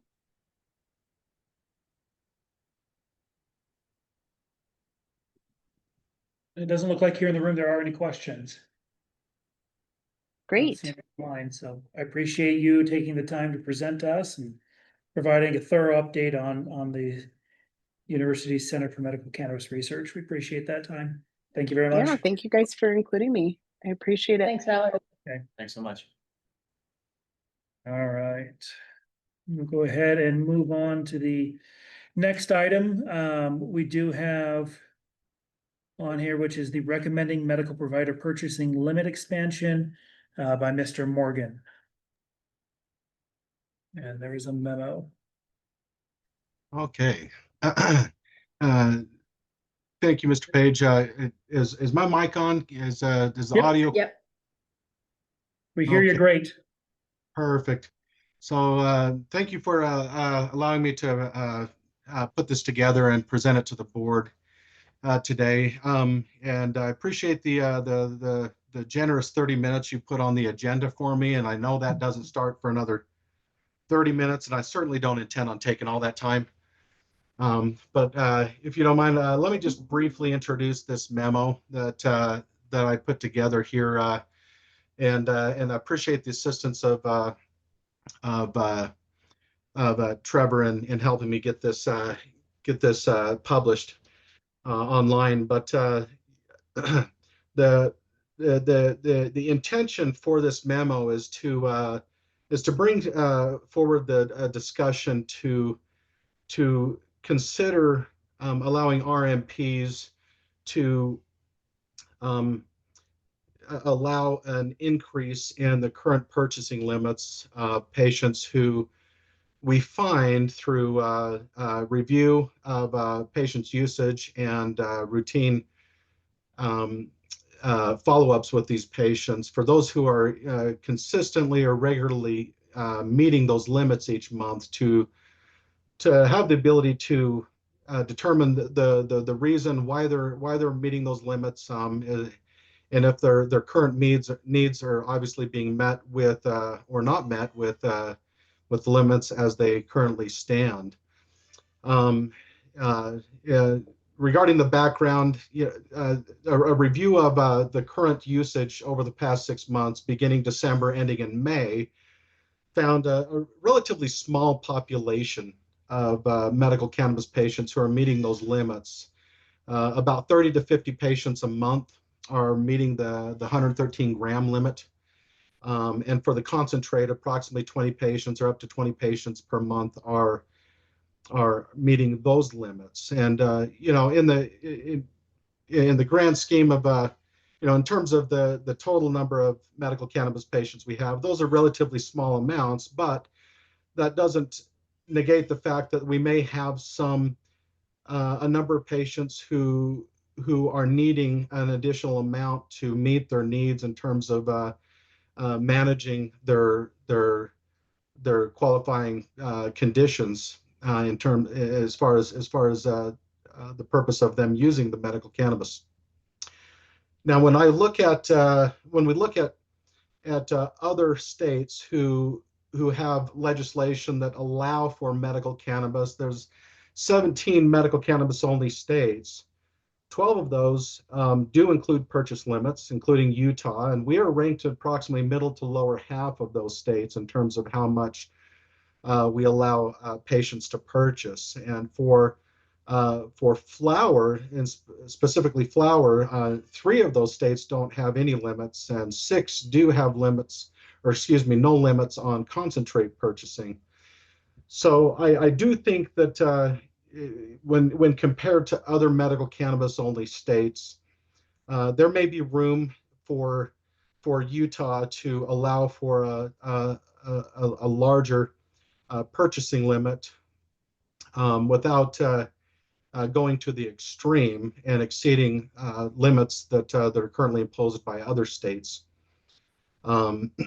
So as far as this memo is concerned, my proposal is to open discussion for allowing RMPs to selectively increase the purchasing limits of patients up to 50% of the current purchasing limits after the RMP has had a chance to review the patient's usage history, meet with the patient, and determine medical necessity of making that recommendation to increase that limit through some kind of a toggle or option in the EVS system, with perhaps an attestation at the same time in that EVS system that RMP has done that review, met with the patient, and has determined that there is a medical necessity and a valid reason for them to increase those limits. But that would only be done on a review or a renewal and not on an initial medical cannabis recommendation. So that's pretty much what I have for today in introducing this discussion. And I'm more than happy to answer questions if there's any questions, or open it up to the board for discussion on seeking a change in the current rule to allow RMPs to selectively increase a patient's medical cannabis limits per month. Okay. Thank you, Chris. Well, I mean, we'll go to back to the board. Does anyone have any questions for Chris in regards to his memo / proposal? I do. What would the indicators of medical necessity be? Well, that's a good question. You know, as of right now, it would be based on a review of the patient's current usage. You know, if they're when we go into EVS, we can see how much a patient is using over time. And if they are consistently meeting that limit, you know, I wouldn't think that a single month where they had met their limit just one time would be sufficient. But over you know, if they have a 6-month card or a 12-month card, if they're hitting their limits, you know, at least 25% of the time, there's obviously something that's not being met with that patient. And on the review or during the renewal, that's something that it's something that I do, and it's something that I believe that all RMPs should be doing, is looking at the usage history, and and and part of that medical provider visit for that renewal, we would be asking the patient uh, what it is that's going on, is in terms of why are they meeting those limits? Is their pain not well controlled? Are they having some breakthrough seizures? Are there other issues with their medical qualifying their qualified medical condition that might be better improved by allowing uh, you know, an additional use? And we don't have data. I don't have information in terms of, you know, where at for those who are currently meeting those limits. I don't have the data in terms of, you know, what qualifying medical conditions those folks have, and at what point during that 30-day period or that month did they actually max out their purchase. Was it a day before the month expires, or was it halfway through the month? That's something that the RMPs have access to and could look at. But I think it would be at the discretion of the RMP to look at this and make that determination in terms of wow, this person is really meeting that limit, and it's because they may need more than the current limits allow to effectively control their symptoms, or better manage their condition. Chris, go ahead. No, I would say my concern was that about regarding patients. You would have cancer patients that might need to exceed those limits immediately. Patients doing RSO protocol wouldn't be met by this plan. That's correct. And I've thought about the RSO are- protocol. Are actively and- asking for purchase limit expansion and extension. Right. Now, in my memo, there was something, a recommendation to possibly amend an active card at any time in between renewals. I don't know what that would look like, if EVS would have that ability to do that. But if an RMP was able to meet with a patient, say 1 or 2 months after they initially received their medical cannabis recommendation, they're coming back saying, hey, listen, these limits are not sufficient. Do I need to wait 6 months or 12 months for my renewal to be able to have access to the higher limits? No, I would think it would be appropriate if that person did a follow-up with the RMP, and that RMP was able to make that determination and go into EVS and make an amended recommendation prior to the renewal, or prior to the current card expiring. Does that answer your question?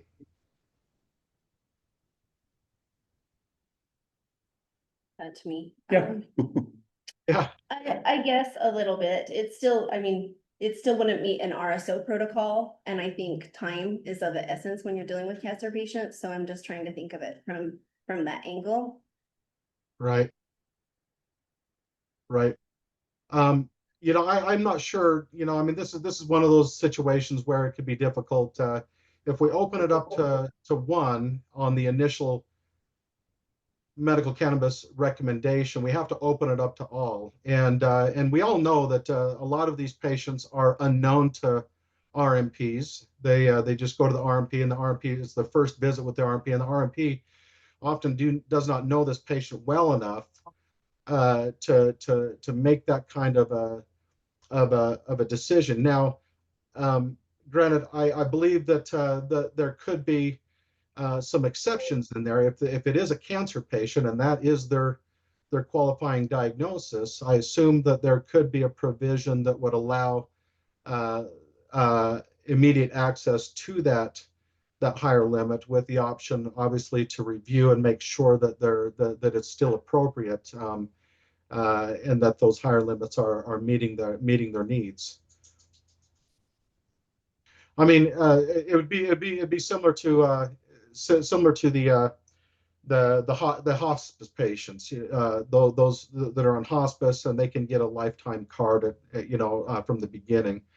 I guess those with cancer could be allowed a one-time temporary card that allows them access to those higher limits, pending review at a later date, to make sure that that's still an appropriate treatment plan.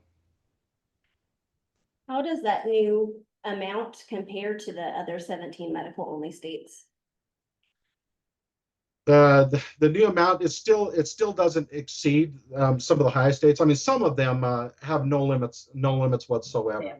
Right, but those 17, how does it compare? I don't have the data off the top of my head. There are some numbers that was presented back in, I think, March or April from Trevor, that did have some of those Yeah. numbers. Chris, I'm happy to give a little information. Yeah. It's a little off the cuff, but what I can say is if we did 1.5 times the current legal dosage limit, that'd be 169.5 grams of flower in a 28-day purchasing period.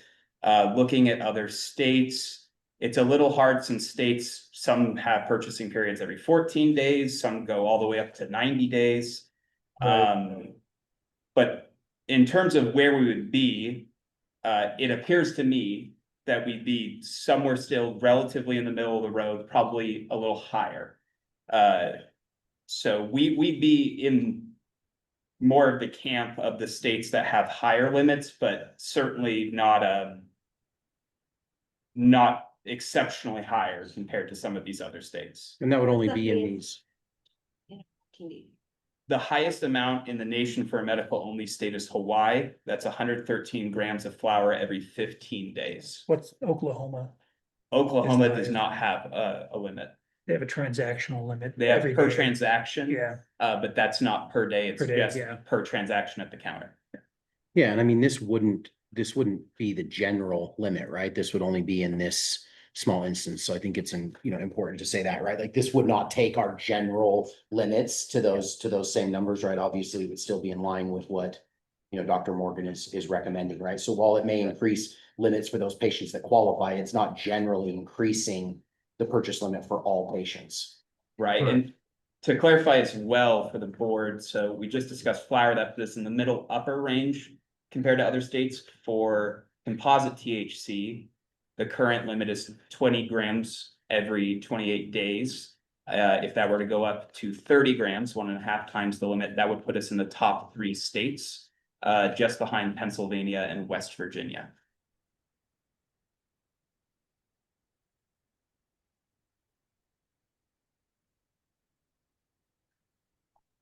And just to clarify, RSO would fall into that 30 grams, not in the 113, correct? Or the 169. Well, if they're making it from flour. It's flour, non-flour. Oh, yeah. I mean, as Yeah. near as I can tell, that So- would not put us in the top three, right? Does it? Because I mean, I'm looking at South Oh, Dakota that's got 85 grams every Yeah, I 14 apologize. days. New Hampshire, I didn't see- Arkansas. That would actually put us in the top 6. Excuse me, I did not see the bottom of this. So we would still be behind with the proposed limits, South Dakota, New Hampshire, Arkansas, Pennsylvania, and West Virginia. And again, only in those limited circumstances where this was approved by an Correct. RMP, right? Well, those are just purchasing limits in those. Yeah, so I'm saying, this wouldn't, But this would the be the- proposal wouldn't generally increase the purchase Correct. limits in Utah, it would only for this subset of patients. Is, in your recommendation, Chris, are you looking at, is there a limiting time factor for this? That you're recommending? Is it just, this is an indefinite change for the patient? I would think it would be based on each review to review their usage. You know, if we see a patient on an annual review and at what point, you know, if we had increased that limit at some point and they came back for a review and we're looking at their usage history and they've got 12 months where they didn't even meet the original limit. There's no reason to keep that limit where it's at. You know, that could be toggled back to the standard state limit.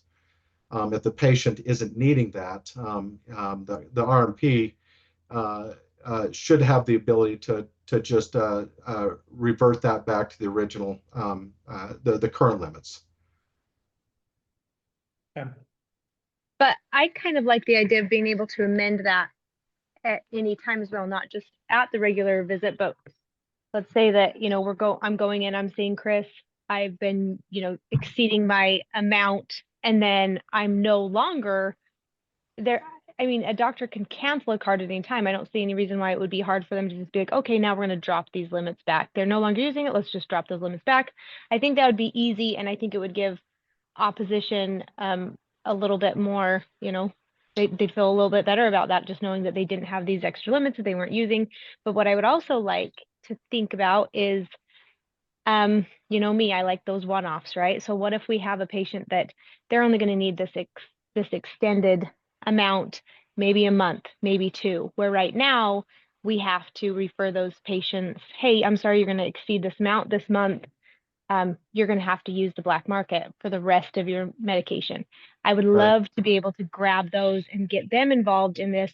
And again, just amend it immediately, you know, be able to call Department of Health, raise this limit, you know, get them quality product for those couple months and then just take it away. I think if we're going to do this, I would like to see a very fluid addition so we can extend it, we can remove it, and be able to just really kind of capture those patients that are exceeding and not having to push them out of our market. I do have I hate putting a number on it because if there's any pharmacists in the room, they'll know, like, you can have a patient that's terminal, right? Or you can have a patient that's doing this RSO treatment. And the worst thing is having to turn them away. And so I would love to hear from a pharmacist or somebody who's treated a patient and knows if this is enough, if we're setting this bar high enough that we still wouldn't have to turn anybody away. That's my thing. I don't want to put a number on something and then it still not be enough, because if we're going to, I mean, I always like to remind us that we have pharmacists involved, we have doctors involved, you know, these are skilled medical professionals. We trust them. This is a pharmacy. You know, where does this number need to be to make sure that we're never pushing patients to the black market? And that is one of the intentions of this is to prevent some of our patients moving across state lines or obtaining this through non-legal means here within the state. Because we don't, like I said, we don't know how at what point these patients who are currently exceeding, are they exceeding 1 or 2 or 3 weeks after their limit resets each month, or is it just a day before it resets? Yeah, I would imagine the sooner the earlier in the month that they're meeting these limits, the more likely they are to go to the black market to obtain the supplemental medical cannabis or cannabis that they need. But in terms of as far as the fluidity of making this change to allow an increased limit, I would suspect that would be best achieved through EVS, for that RMP to be able to log into the account, pull up that patient's application, and just as easily toggle the increase limit, which would reset their limit or increase their limit to the alternate amount, and that toggle could be moved both directions depending on what the patient's needs are, so yeah, I agree. But as far as the numbers are concerned, I don't know if 50% the current limit is the appropriate point. I just put it out there. I don't know if 75 or doubling that would be, but I do know that the higher that is going to be is the more opposition we might get. And I want to find something that might be agreeable to the majority of of the stakeholders, and those on Capitol Hill to be able to allow something like this to come through, even if it's not the full amount of what we would like. It's better than nothing. So, any other questions? Anyone else? Okay. Well, I appreciate that, Chris. We'll go ahead and we will turn some time over to public comment. Those of you that are online, if you would like to make public comment, please use the raise hand icon. We will start with those in the room. We do currently have, let's see, Walter Plum. If you'll come up and you can provide us with 2 minutes on discussing the recommending medical provider purchasing limit expansion. Just at the top. Just right there.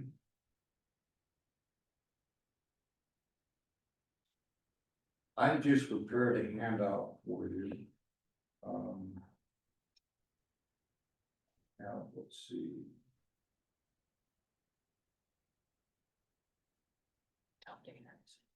So can you please introduce yourself and your My name's affiliation? Walter Plum. I'm an attorney. I'm the president of Drug Safe Utah. I've been involved in marijuana legislation for the last 6 years in the state of Utah, along with a lot of other health groups. So just one quick comment, because I only perused the rule, the new rule, and I don't believe it complies with the existing legislation on targeted advertising. Targeted So, advertising. Walt, this is in regards to the recommending medical provider purchasing limits. Pardon? This is just in regards to purchasing limits. Well, it was on the list, so I thought I covered. I just got the handout now. This wasn't distributed before. Which wasn't distributed? I just signed that list. Oh, It's just a comment on targeted marketing. I don't believe it applies to Okay. existing legislation. I have a copy of it here. Because the existing legislation says that you must ask for, put your name in to get targeted advertising. I don't see that on the list. So getting rid of that. The next item was what? well, we're discussing right now, allowing recommending medical providers to expand the purchasing limit for patients. Yeah. Okay, I have a paper on this, so. Yeah, if you want to just hand it here to Trevor, he can distribute it to everyone. Yeah. Walt, you did just exclude or go beyond your 2 minutes. I only have 2 minutes on this. That is 2 minutes. That's it? That's it. So because we just started, I'll be happy to provide you with an additional minute. If you'd like to provide content. THC limits now. Well, right now we're talking about recommending medical providers, expanding that. Do you have comments on that? Recommending medical providers. That will have the ability to increase the limits for patients. That's what I'm saying about. Okay, yeah, not THC limits. It would- yeah. Purchase limit. We're talking about pre- The yeah. current limit of 20 grams and 113 provides for 4,761 doses at 5 milligrams at 21%. That is gigantic. This bill was brought, this original legislation was brought by the marijuana industry. It's much too high. And this year in the legislature, we'll be proposing a bill to limit that. Further, 4,601 doses is plenty. Second, THC limits, THC, the amount of THC. I met with one of the pharmacies this last week, it was Beehive Pharmacy. Went over their sales and they gave me all the numbers. About 50% of sales are very high THC products. And the thing that we're not talking about in this meeting is youth. And Thank you, Walt. That's your minute. 1 minute. Yeah, it was provided you with one additional minute beyond the 2. Oh, okay, well, So- it's in the handout anyway. Okay, The fact of the matter is there'll be legislation proposed this year, just like we've done every year, to limit this. So, is there anyone else here in the room? If not, do we have any, we do look like we have a hand raised. Valerie and Rob Morris. I want to unmute Valerie and then we'll go to Rob next.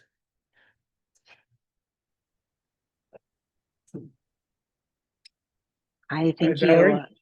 Hi. Yeah, Misty and I actually got to talk a little bit about this, and this is one of the areas that I think has been coming up quite a bit. As we've been looking across what even just the evaluation program, cost is a huge thing that keeps coming up for patients, as well as the impact when you think about paying patients of them having to kind of navigate like their quality of life every day. And so to me, I just wanted to kind of chime in and say, based on the amount of patients that are actually exceeding their limits, Misty and I looked at that. Doesn't look like there's a large percentage of them that are doing that. But I do think that it's kind of fallen to some of our industry providers to kind of come up with programs to subsidize this and to kind of help address the cost. But by allowing patients to purchase more at one time, they're actually paying less in taxes over time. So it does actually kind of help bring a small impact there for not only them, but also for industry providers. And also kind of contributes to the likelihood that they have to go less frequently. So I just wanted to point those two things out and offer it as a suggestion. It doesn't seem like there needs to be a high amount of increases on either end, but I do think that it would definitely help alleviate some of the burdens, but also impact the amount of people who continue to remain in the program. And it would lessen the burden as far as people going to use gray markets and driving to other places, but also to decrease the extent to which people go and seek out black market product once they are out of their monthly limit. So Okay. All right, thank you very much. And then I believe it was Rob online.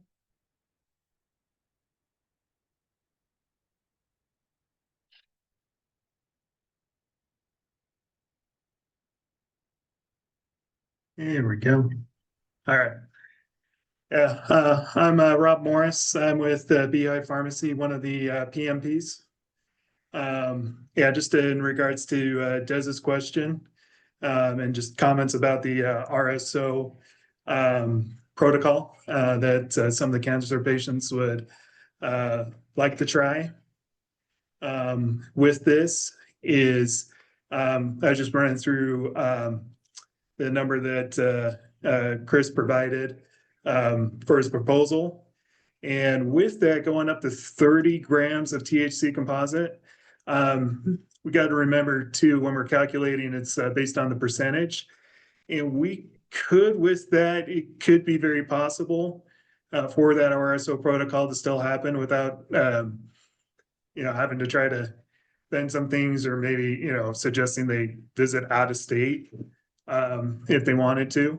And so, yeah, just wanted to chime in and say it's a step in the right direction for those situations. Of course, you know, cancer, you know, usually the sooner the better.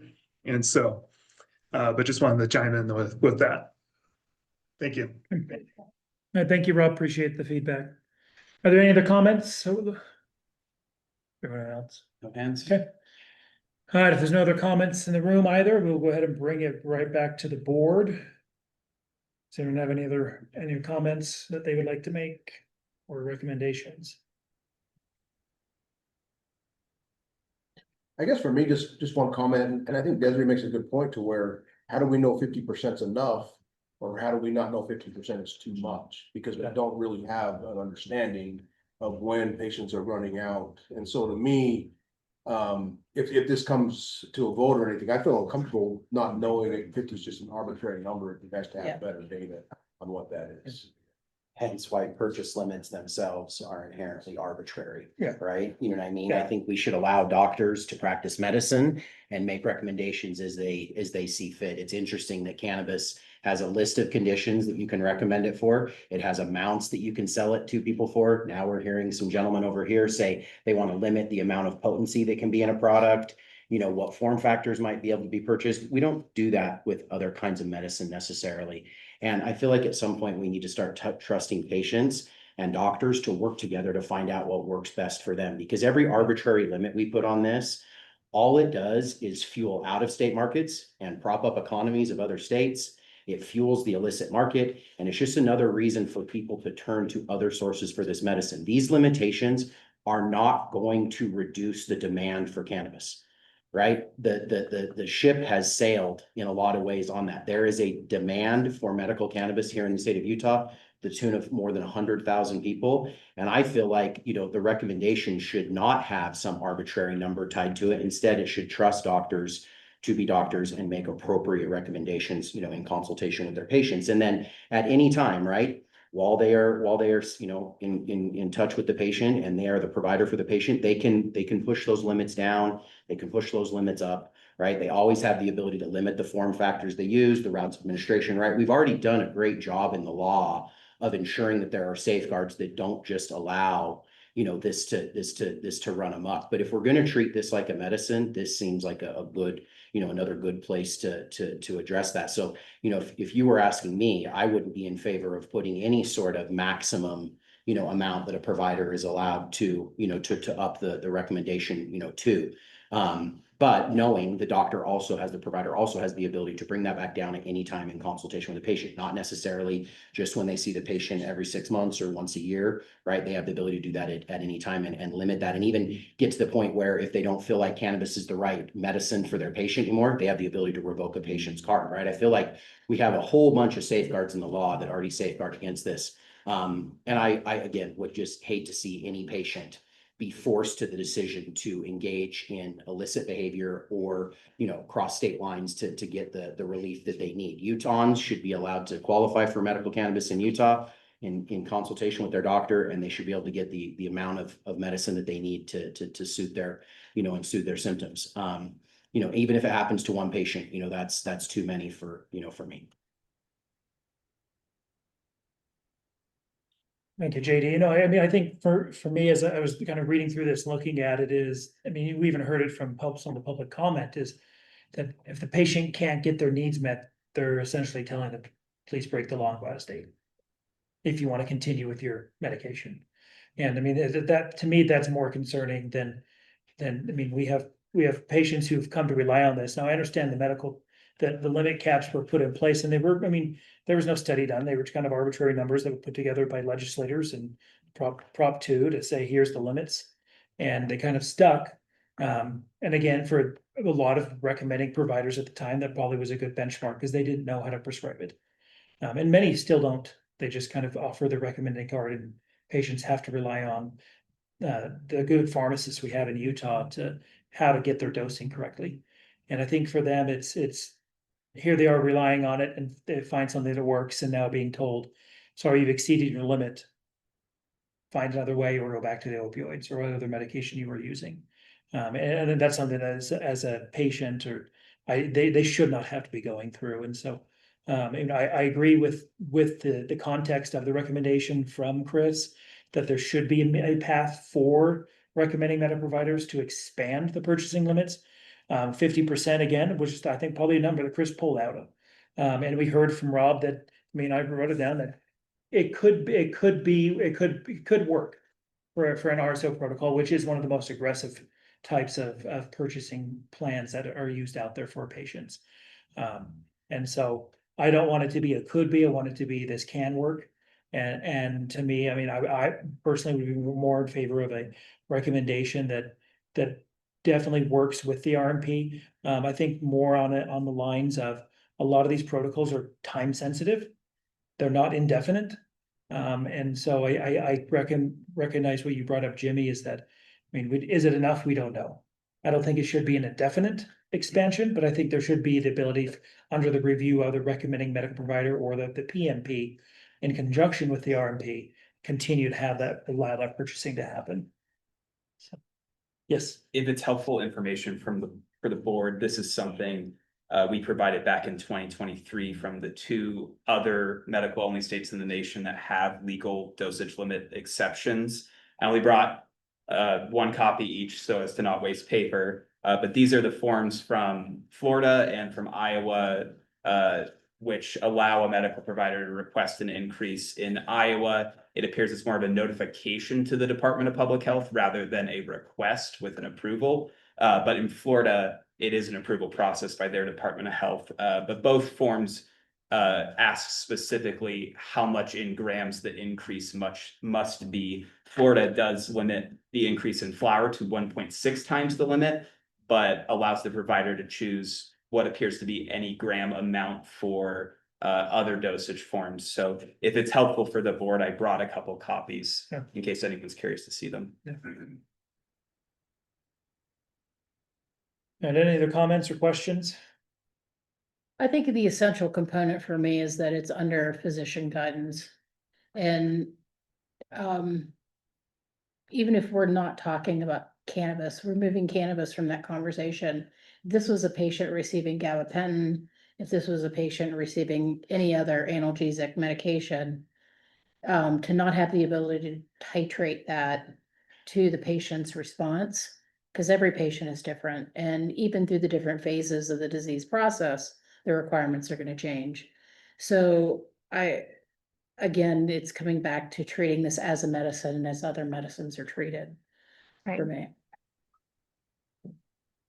And I think, go ahead, Jamie. I was just gonna say, and I think that was also, to me, I want to remember that, we heard the term 4,000 doses, was what, 5 milligram doses or something is what the 20 milligrams adds up to. Cannabis isn't necessarily dosed like that either. So we can't be, going at this in kind of an arbitrary way and saying, oh, well, that would be this many doses. When you're giving a Tylenol, you can say this is a dose and this is how long it's going to last in your body. That's not, everybody is also very individual when it comes to cannabis and what their dosing is and how long it lasts in their system. So just capping it based on, an arbitrary thought of what a dose would look like is also just, it's not science. So Misty, would you necessarily favor something like what maybe Iowa has? There's some sort of attestation that they provide, and otherwise they are just, that has to come, this, kind of exceeding their limits would have to be approved by the RMP, not necessarily just by, not by a PMP. Like the RMP wouldn't be, because right now the law kind of allows RMPs to seed dosing, right? Up to the state maximum, right, to the PMPs. Sure. But you're saying in this instance, this would have to come directly from the RMP, or would the RMP be able to seed that to the PMP as well? As well, yeah. Okay. Yeah. So just as long as it's in conjunction between, if the RMP doesn't want to deal with dosing. Correct. They can seed that to the PMP, but if the RMP wants to deal with dosing, it would just have to be done that way. Yes. It'll be approved to go beyond the limit that way, not just that the patient could, somehow go to the pharmacy and Correct. exceed it. Love to Okay. see it actually go through pharmacists as well, as them being someone who could request that if they're QMP or RMP. Well, this is all premised on the fact that the patient's been working with their pharmacist at every purchase. But ultimately, There are those that are needing to increase their purchase limits that do not need that kind of one-on-one interaction. Does that make sense? I know cancer patients, yes, but there are patients that are already meeting those purchase limits that don't need that one-on-one necessarily. That have it titrated to a place, but they're already telling us they're not able to purchase what they want. And so we're asking them to go have another doctor's appointment, to go ask them, to go ask somebody else. Again, seems like a big ask for patients. It's a lot more of the system.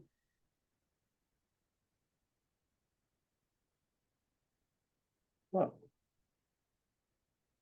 I understand. I just, I get it. yeah. It's cool. It's difficult because, ultimately, I think it needs to at some point be reviewed by the But medical isn't that what the provider. pharmacist is there for, that last check? Yes, To make sure? yeah, Right, but it needs to be reviewed by somebody, is what I'm saying. yeah. So basically, before they can exceed it, it needs to be Yes. reviewed and approved by the RMP or the PMP if the RMP. Correct. Okay. Correct. Yeah, I Yeah. think we're saying the same thing. And in theory, the PMP would be able to, to do that. The patient comes in, say, hey, my purchase limit's not working for me. They have a consultation with the PMP, which, by the way, they're offered at every single transaction, the opportunity to consult with the PMP. And then if it's one of those situations where the RMP has not given the PMP the authority to do that, then the patient would have to go back to their RMP, right? Because Right. RMP controls the dosing. Correct. Okay. And then maybe do they just like, once they exceed that limit or whatever, then it sends a notification to the Department of Health. And then the Department of Health is aware that so many patients or that doctor has recommended so many patients go above that specific limit. There has to be some way of tracking it. There has to be Yeah. some attestation or some way of documenting it. Yeah. I think It's that just, So I that just it's- think to be Yes. fast, so they're not hung up on something, but I think, like, I kind of am dreaming of this toggle idea that Chris was talking about, and then, you go above a certain toggle number and it sends the Department of Health a notification and then they're aware of how many patients that doctor is recommended above. I mean, because it makes sense, like an oncologist would probably go above that, or palliative care would go above that more than a regular doctor. And then if they drop below that, I think it, removes them from the list. So I think just a notification more than an ask for me is what I'd like to see. I think that would be easily the best achieved through the EVS system, through an option for the RMP to go in and toggle that increased limit and save it, and have an attestation come up where that RMP is attesting that they've reviewed the patient's usage history and they do have a qualifying condition that does not seem to be currently met with the current limitations in place, and that it is that RMP's medical opinion that patient would be better served by having access to the higher limits, and then attest to that, and it's saved into the system. And it immediately gives the patient access. It increases that can't buy limit that's new to that system. Yeah. Yes, one of the questions would probably be for DHHS, since they run EVS. Assuming this were put through in legislation, what would it look like for you all to either create this? Would you be in favor of this toggle idea? Would you be in favor of a form, right? Because if we're going to require some notification to the department, that a provider's exceeding it, I'm guessing a form would be much, much easier, but I guess I'm also wondering, EVS is what, all providers are really dealing with, and that would just be one less, kind of form to keep track of. What would that look like for you all to implement that, and or what your thoughts are just generally on it? Money and legislation, all things are possible. Our software it's configurable to whatever We would have. lawmakers would take action on. Okay. Yeah, and our ability to do that is easily done with Salesforce on the Salesforce platform. And just to be that annoying person, the Department of Health can't do anything for you because the Department of Health does not exist. Department of Health and Human Services would be glad to look at this Yes. and see what we can do for you. Sure.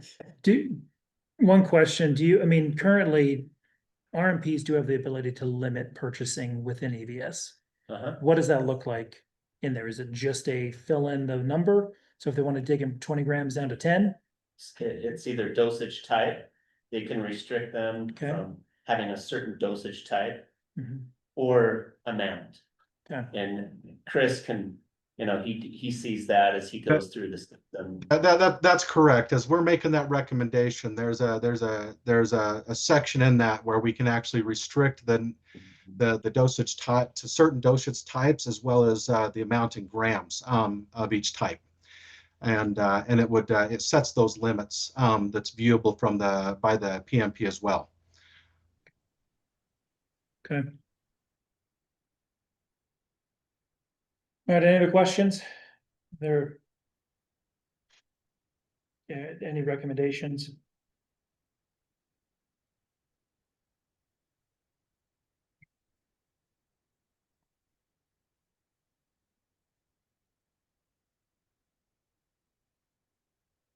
I mean, I think it may warrant, further discussion, because I think I've heard at least a few board members, say that they were either, not comfortable one way or another with the 50% number. So Yeah. I'm not sure if that's something that we need to revisit maybe next month, Yeah. and then, I also think there's gonna need to be a piece added in about, that it's gonna have to be, done, either through the RMP or through the Yeah. PMP. So I think it needs to be probably Some clarification. fine tuned a little bit, based upon the discussion today, and then brought back in front of us next month. So I would be in favor of tabling it, Yeah. to next month. But I think we're on a good path. Okay. Well, we did get a motion to table. Is there a second? I would second that.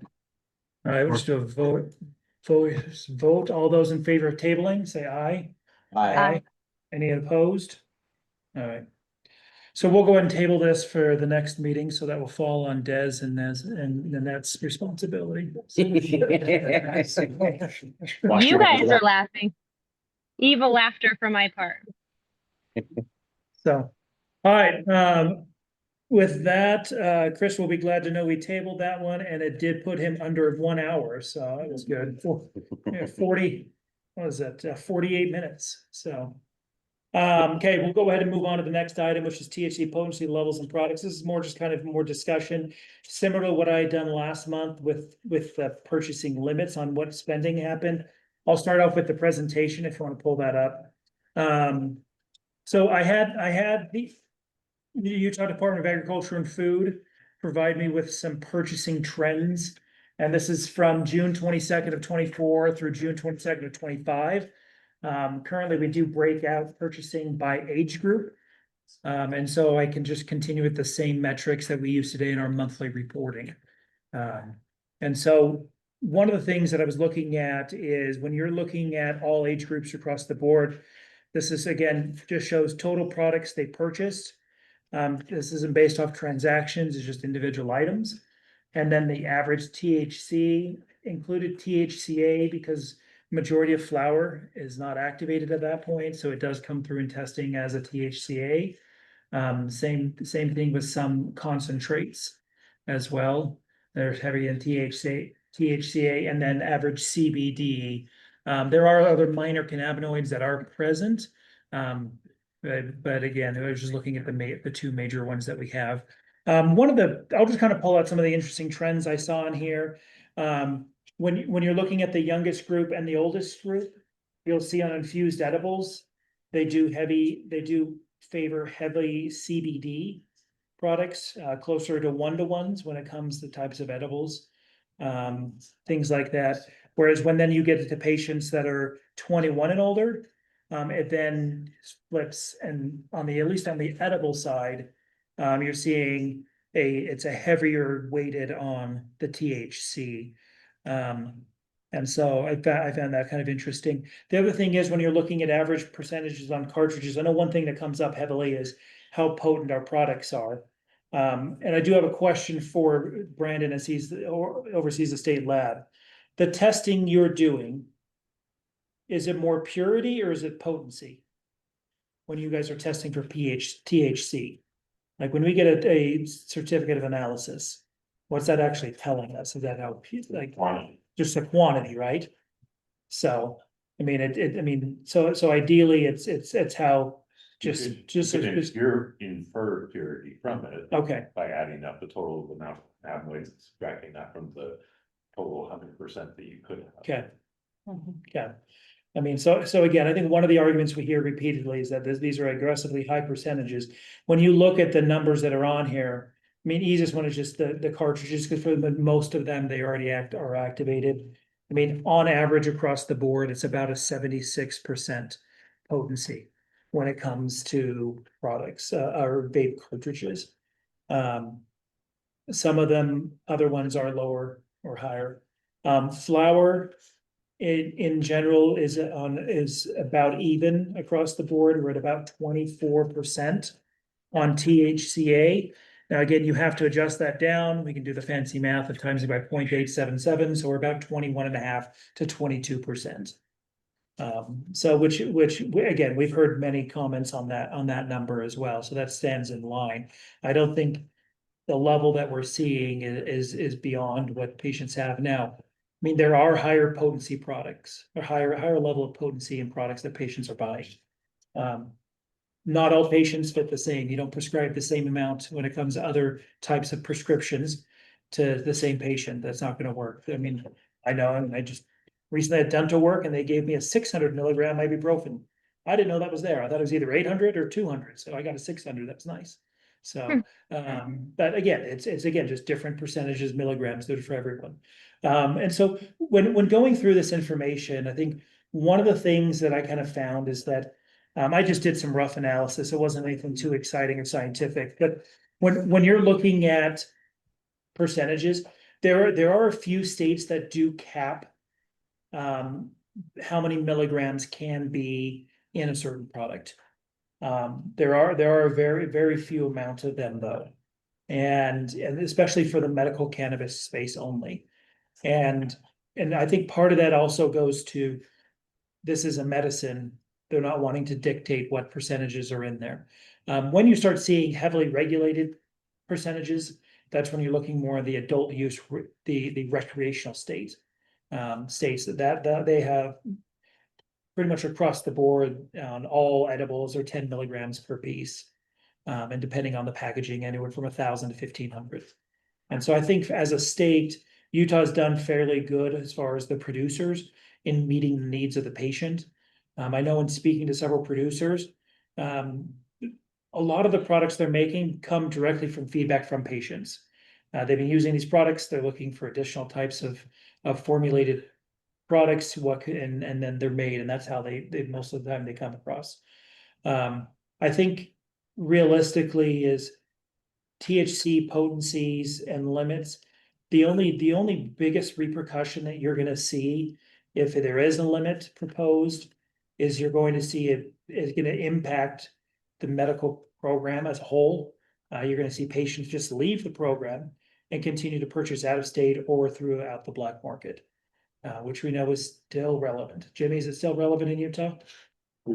Yeah, okay, just, I mean, it hasn't gone away. We're working on it, but we still haven't resolved it. No, and so I think that's where, again, the numbers are there just for review for you guys to see where we're at. I don't necessarily have a recommendation. I mean, there's general considerations we can look at. You either allow an increase and you don't do anything to the limits that we have. You do reduce the limits. And just like we were just discussing with the purchasing limits on the 20 grams or 4 ounces.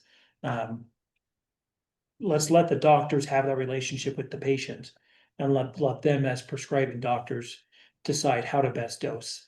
And if they're not comfortable, there's plenty of pharmacists that work in this space that have an understanding on how to best help the Utah patients. And I mean, Utah, we're already limited enough on some of the products we can offer. I mean, as a board, we did recommend chocolate as a good alternative for an infused edible to definitely help patients. And unfortunately, that recommendation was shot down and then went the other way. We lost all sorts of chocolates. So, and if certain types of flavoring too, so. I think realistically is, in looking at this, I wanted to open this up to the board. Wanted to open this up to public comment, because, I mean, we've heard this is gonna be a legislative priority for individuals. And as a policy advisory board, I think it's important for us as we have 9 different industries represented here. That we take this information and make informed decisions that can best help Utah patients. So, Can yeah, I just add something really quick that Yeah, adds please do. some important context? Yep. To the data that's there. If we could scroll up to the first box there, we're talking about age group 0 to 13. Product count total 171. And then one thing that's not provided here is the number of patients in the program that fall in that age category. Yeah. Is very small. Last month, there were 18 individuals. 13 and under with medical cannabis cards in the program. And the next box there is dedicated to the 14 to 17. So 285 products bought during the past year, but in the month of June, there was 21. Within that age group, all approved by the Compassionate Use Board, as you know. And then in the 18 to 20, 41. So that just provides some context for some of that data that wasn't in the spreadsheet that I felt was important to share from the Okay. Department of Health and Services. I appreciate that. And all of this information is on our monthly report. About 0.5%. That's a very small number. About the same number as those. Thank you, Rich, for that context. So, I mean, with that, I kind of want to just open this up for discussion, before we open up for any public comment. So we do have a few people that want to make comment, but, is there any questions or anything that you guys have had a chance to look at it before?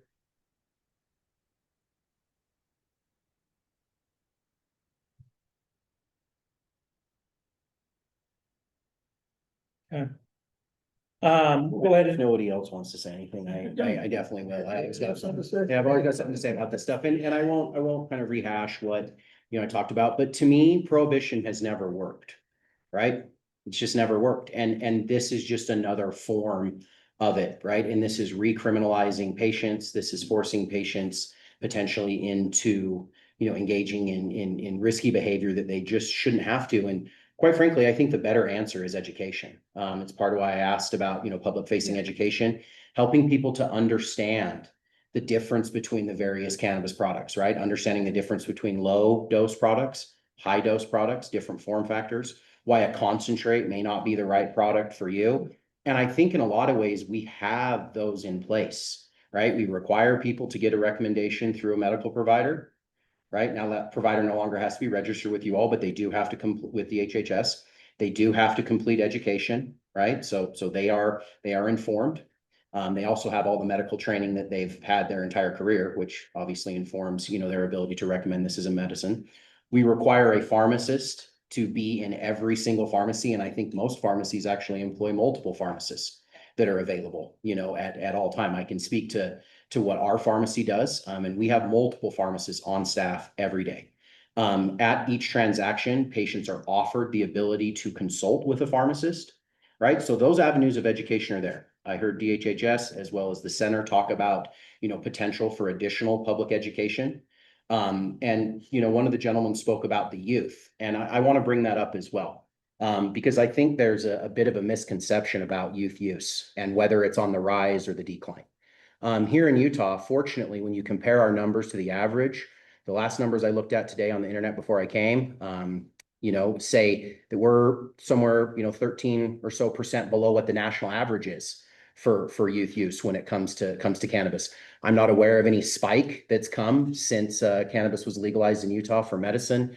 I'm also not aware of some of the conjecture and rumor that's been spread about the purchase limits, and people are purchasing so much in the Utah program and they're diverting that to the youth and adolescents here.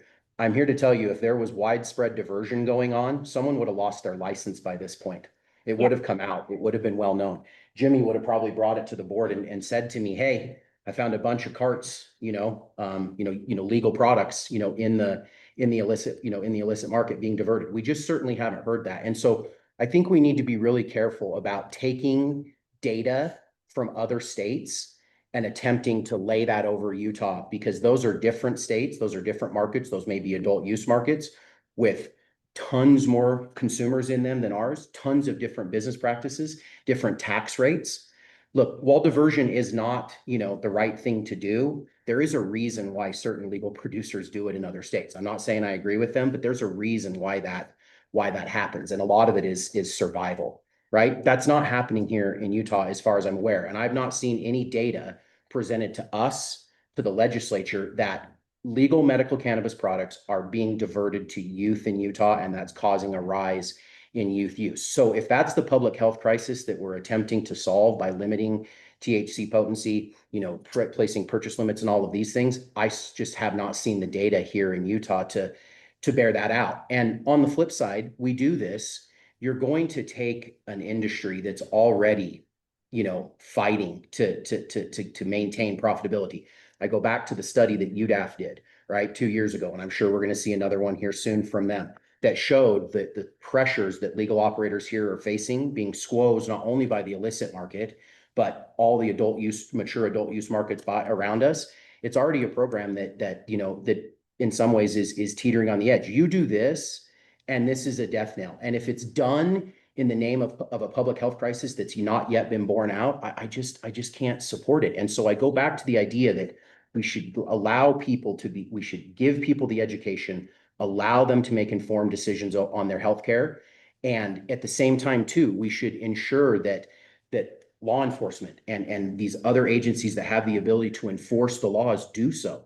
And that people that are diverting product and or the illicit market, that we are trying to crack down on those things, but we shouldn't limit the potency in a product. And quite frankly, THC is one of 500 plus compounds. This is probably more Misty's place or Brandon's place, but I did a little reading on the internet. So, more than 500 compounds in the plant, right? And what makes a product potent is not always how much THC in it. It is terpenes. It is also the individual user. What's their tolerance? What's their metabolism? All of those things. And so I just think to try to put an arbitrary number on it. We talked about this with the QMPs or the RMPs, excuse me. And, we just don't know whether it's too much. We don't know whether it's too little. That's why we have doctors. That's why we have providers. And in Colorado this last year, right, they introduced, some potential limits on potency. It was shot down. But one of the things they talked about in there was some things around education. They were proposing a color-coded system to help people understand high potency versus low potency.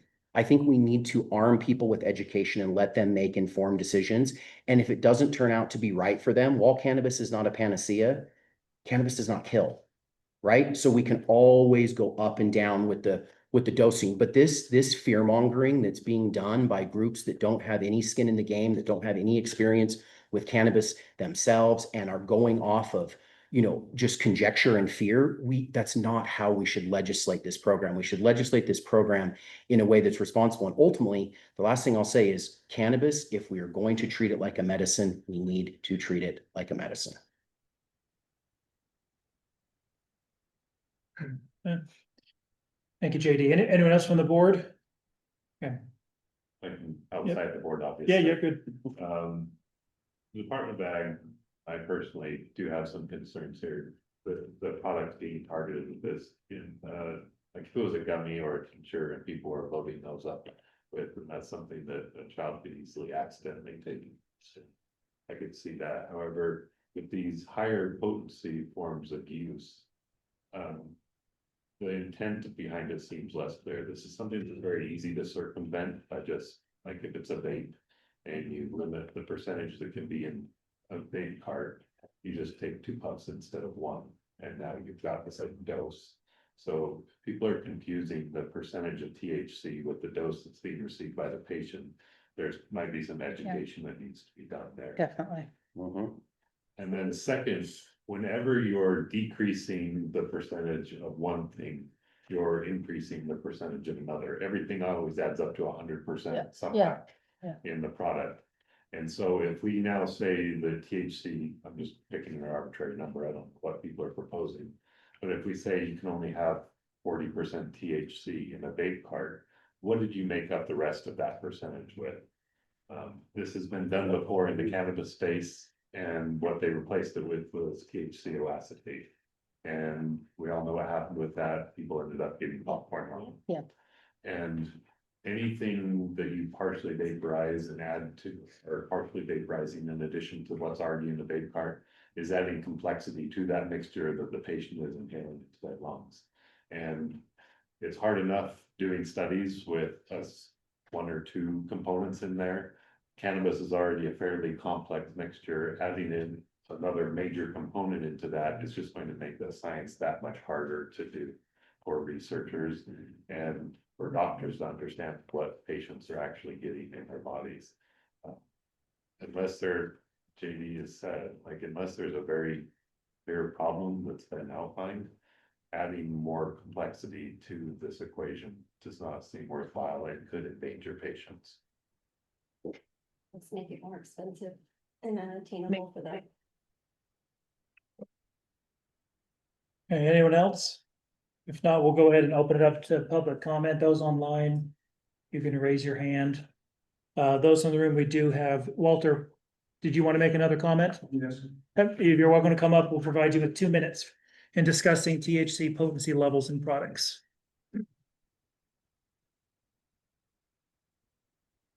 I think everyone around. Can you say your name and affiliation just again? Walter J. Plum, Thank you.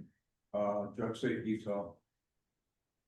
You can start us. I think everyone around this table would agree that if you wanna screw up a kid, give them high THC when they're adolescents. Would anyone disagree with that? You don't No, have. Yes, and nobody disagrees with that. there's no literature to that effect. There is no existing literature. And not everyone agrees. I did a quick AI search before I came here and on all of the negative information that's come out on marijuana just as recently as yesterday, the Wall Street Journal had another editorial on how it can cause heart problems later on and all this stuff that happens later on. And I'm only addressing really the kid problem because I believe that a licensed medical marijuana card in the hand of a 21-year-old is a license to distribute. Because if they could buy 4,621, 5%, 21% 5% THC, that's a license to distribute. It's way too much. THC limits, Utah should have a THC limits. I was in all the legislative hearings last year among the legislators. They were surprised to see, several were surprised to see that we had 60, 70, 80, 90 dabs, shatter, all this stuff. If this is really medicine, why is it being sold like that? Is that medicine?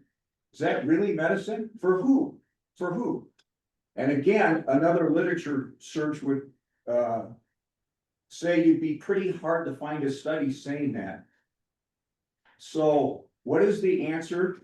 It's in the paper, I said, a limit on THC, whether that's 50%, 60%. There's going to be a bill this year that's going to ask for that. Thank you, Walt. And That's your 2 thank you. minutes. Appreciate it. Is there anyone else in the room? Yeah. All right. I think we'll pass that down so they can sign that when he's done. You can state your name and affiliation. I'm David Kyle Herring. I'm with the Utah Eagle Forum. I keep hearing this a lot, and I'm sure Desiree can tell you that I keep hearing that doctors prescribe and people are just getting the dosage, you know, doctors are regulating dosage. Well, I can tell you from experience, that's not happening. And how do I know this? I've gone to 2 doctors. Both of them tell me that they can't give you a number, they can't tell you what to get because they can lose their license. I did get my medical marijuana card and I went through the entire process. And I can tell you that there's no safeguards like I keep hearing in this meeting today. There's, oh, here's some products. This is a little less on the, this has a little less THC, more of this, more of that. You're basically a human experiment. Guided by a pharmacist that you get 2 or 3 minutes with in the very beginning. Then she or he refers you over to the counter to quote unquote experts. Well, they don't have a degree, these experts at the counter. And then somebody at the very end signs off on it. I bought a lot of THC. I wanted to find out how much I could buy. And if there's, because why not? Why not test it? Well, that doctor and both doctors didn't give me any limits, didn't tell me any.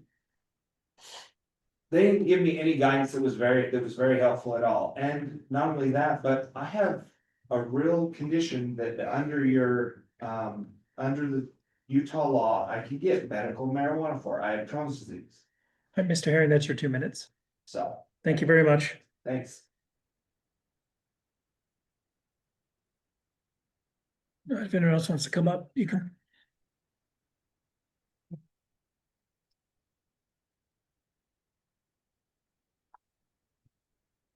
My name is Alex Orge. I'm here representing Wilson Co. Cannabis and also Keep Utah Medical. I'm going to combine my comments for this and the next. I think they're both applicable. But Keep Utah Medical was started to support policies that improve access to medical cannabis in our state. And we think that a more effective medical cannabis program will prevent some of the calls for hearing for a recreational program. We want to keep Utah Medical like the name states. Recently, there were 3 surveys in the last year that showed over 50% of Utah's voters support a recreational cannabis ballot initiative. And I think the increase over the years has largely come because accessing the program can be challenging, and it's very easy to find cannabis either illicit or out of state. And so we're trying to promote policies that would keep patients here in Utah using Utah's medical cannabis program with doctors, physicians, and pharmacists. So these types of policies where we're limiting potency, they go against what we're trying to do. I think that's going to cause patients to want to leave. I think it is going to reduce the number of patients we have. They're going to turn to the illicit market, and ultimately patients are going to be upset enough to push further and further for a recreational cannabis ballot in our state. So they do this in 2 ways. With decreasing the potency, they're going to cause an increased cost in the product, and people will seek outside sources. And then also it is just further regulation that is going to push people out of our state. So we just want to support the program. Thank you. Thank you, Alex.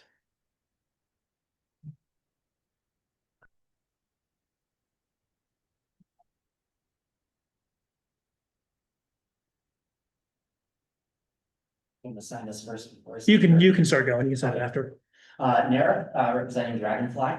I just wanted to speak to, some of the discussion about potency limits, and there is some misinformation in the way that we're speaking about things. I think just a really clear analogy is you wouldn't go to the pharmacy and ask for a 40% ibuprofen pill. Right? You would just get a lower dose. Instead of the 800 milligram, give me the 200 milligram. So using these talking points that there's 40% THC, 60% is just scientifically inaccurate, right? So it just makes it seem like we're not talking about the same things. And I think we wanted to come to the table with the same common set of facts and understanding. And as an operator that is, advocating for, safe patient access and affordable costs, the reality is it costs us the same to produce a cannabis plant that grows 15% THC flower than it does 25% THC flower. And putting any type of limit on what you can produce ultimately impacts the cost to the patient.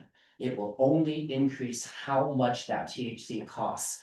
for that person to get it. A 1 gram concentrate that may have 80% THC in it, well, it also has terpenes, it also have flavonoids that make up the other percentage. It is not 80% of this is going to get you addicted, right? A 1 gram concentrate can last an average user potentially 30 days, right? To get 1 dose a day for only $85. Now, let's cut that in half. You just doubled the cost of that product for a patient to get the exact same dosage. It has no relevance as to the percentage of THC in a product. It has everything to do with educating people on the right dosages. And we make products in this market to address those things. You can find 2.5 milligram dose products, 10 milligram dosage products as well too. So just want to make Thank you, sure Derek. we're talking about common set of facts.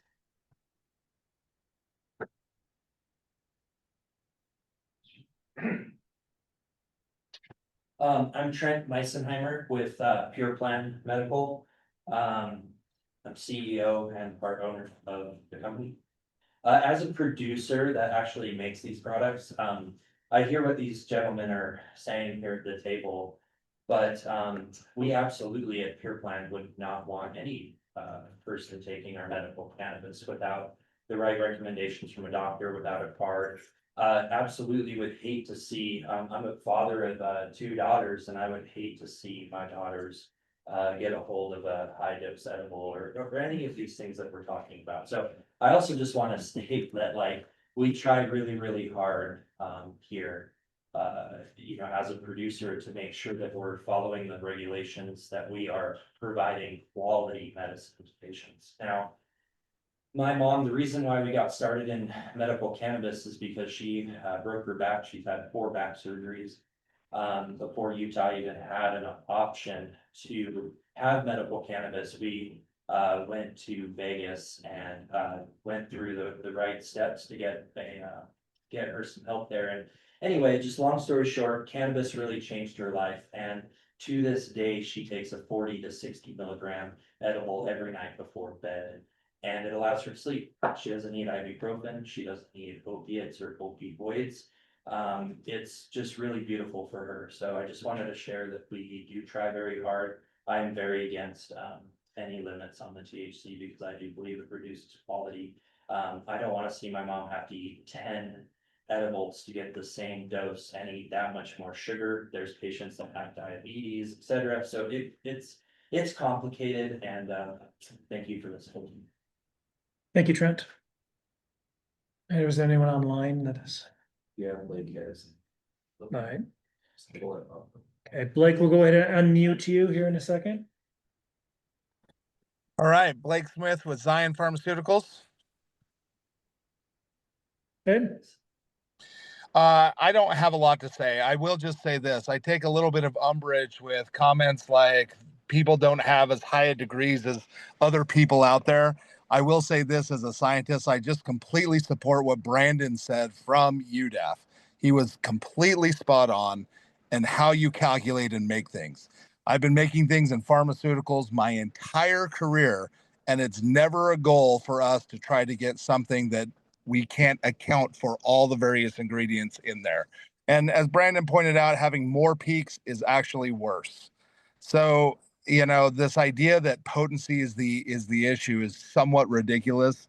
If we want to control it, we should be controlling it through dose, not through potency. That's it. Thanks. Thank you, Blake. Thanks, Blake.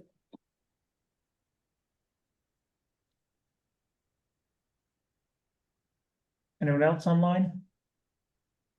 All right. Appreciate everyone's public comment. We'll bring it back to the board for further discussion. I do appreciate all the comments. I that would we're add discussing. one thing. I have spoken with a lot of pharmacists in this field.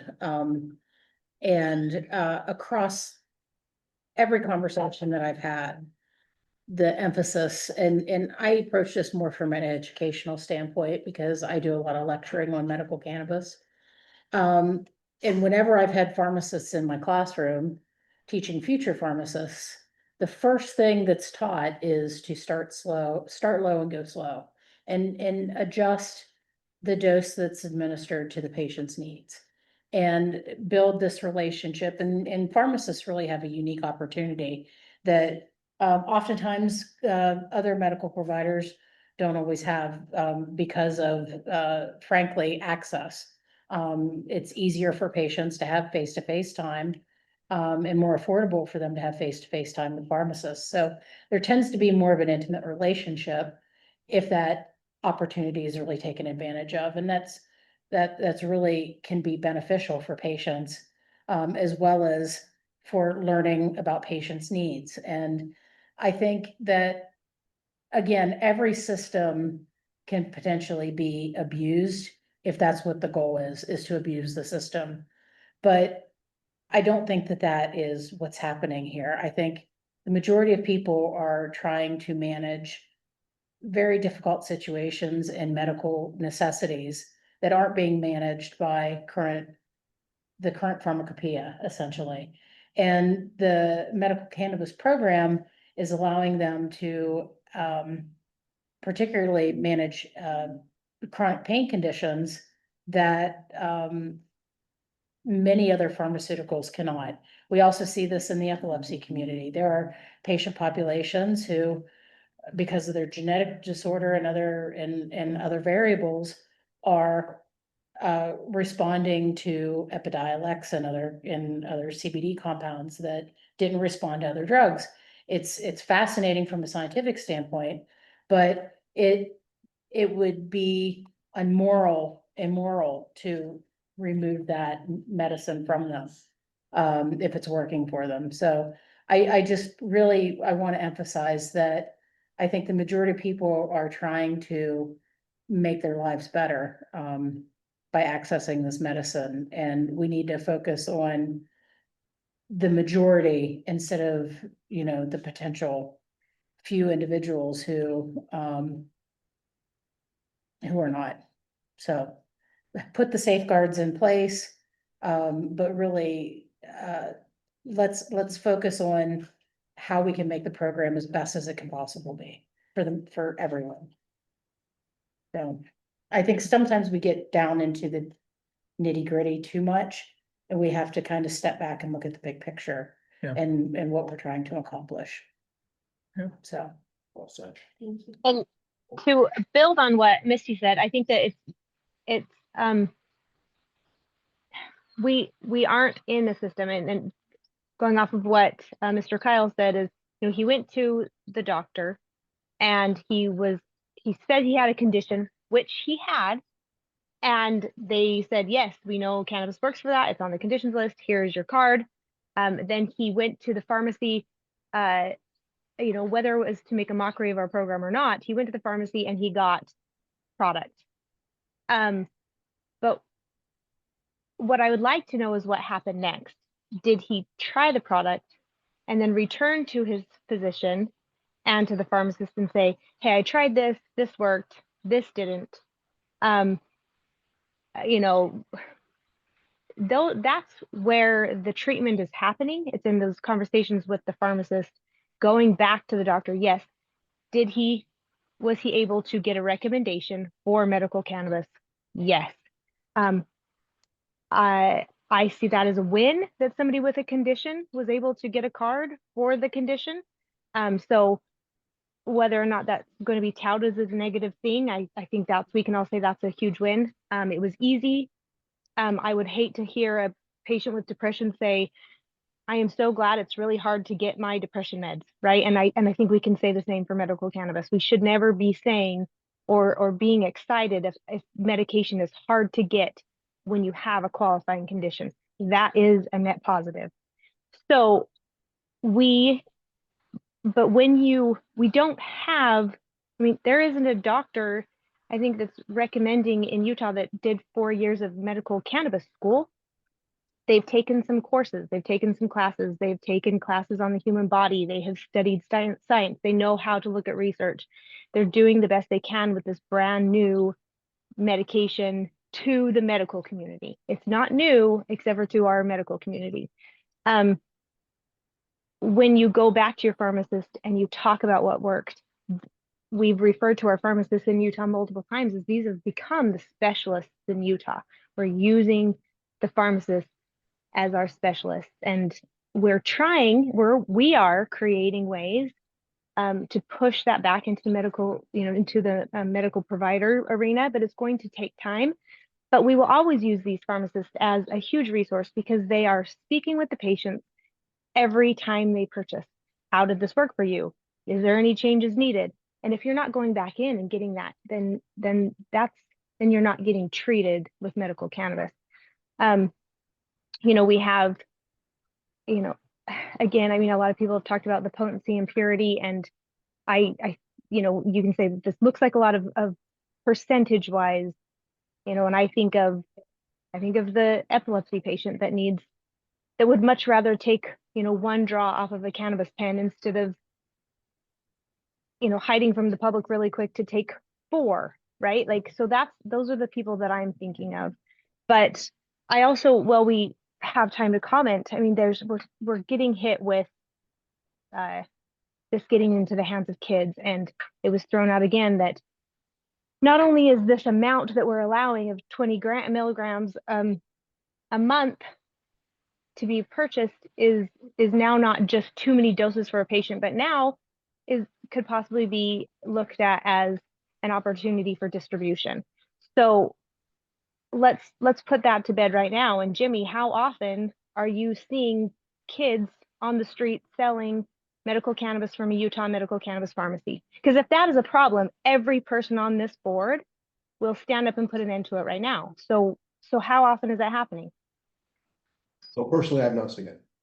Okay, so will you please look in to see how often that's happening in Utah and get back to us? Because I don't know of anybody, I can 100% say that nobody at this table, and I can almost confidently say that 100% of the industry in Utah will be the first people to stop teen usage. They'll be the first people to, who want to make sure that we have laws that protect our products getting into the recreational market or the teen market. I'm not going to say it's not going to happen, but I'm going to say that this is the tip of the spear of the people that are going to make sure that that doesn't happen. And so I want to be very clear on those things that are kind of getting thrown at us, that yes, you can get a medical cannabis card. That's a win. Yeah, but that doesn't mean that we're just throwing them out willy-nilly and there's no medical treatment. You go back, you have an honest conversation with your doctor, you have an honest conversation with your pharmacist, and then you're getting the treatment that you need, and everybody's learning together how to best treat you with medical cannabis. And it is a different situation, and we're all going to have to just open our minds a little bit and be okay with that. So that's all I had to say, but I just want to kind of put those to bed, and Jimmy, if you could come back to us with that, if there's any kind of statistic you can find about how often teens are now getting into our medications and how often they're using them to distribute, would be awesome. Yeah, so I can definitely get the distribution piece. Thank you. Thanks, Des. Any other comments from the board? Okay. Well, I mean, like I said, I don't necessarily have a recommendation. I think I would love to kind of see what Chris had done, take what we discussed the month prior, put together some sort of recommendation. If there's anyone who's passionate about this, that would like to see this, please reach out to Des or Nanette, and I'm sure they'd be happy to support you in writing some sort of memo. Yeah. Okay, with that, we'll go ahead and move on to the next item, which is the next meeting's agenda. I don't necessarily have any particular items myself. I'm sure as they meet on Thursday, we'll hear what they need help with, so. But with that, we'll go ahead and just move on to the final item, which is adjourning for the day. You have a motion? Move to adjourn. Nice, accepted. We're done. Thank you very much. Thanks everybody for your support for the last year. Thank you. Thanks, Matt. Yes. Appreciate your time. Did we get a second on that motion? We don't need it, actually. Do we need a second? I seconded, everyone seconded. I believe the law is going to require a second.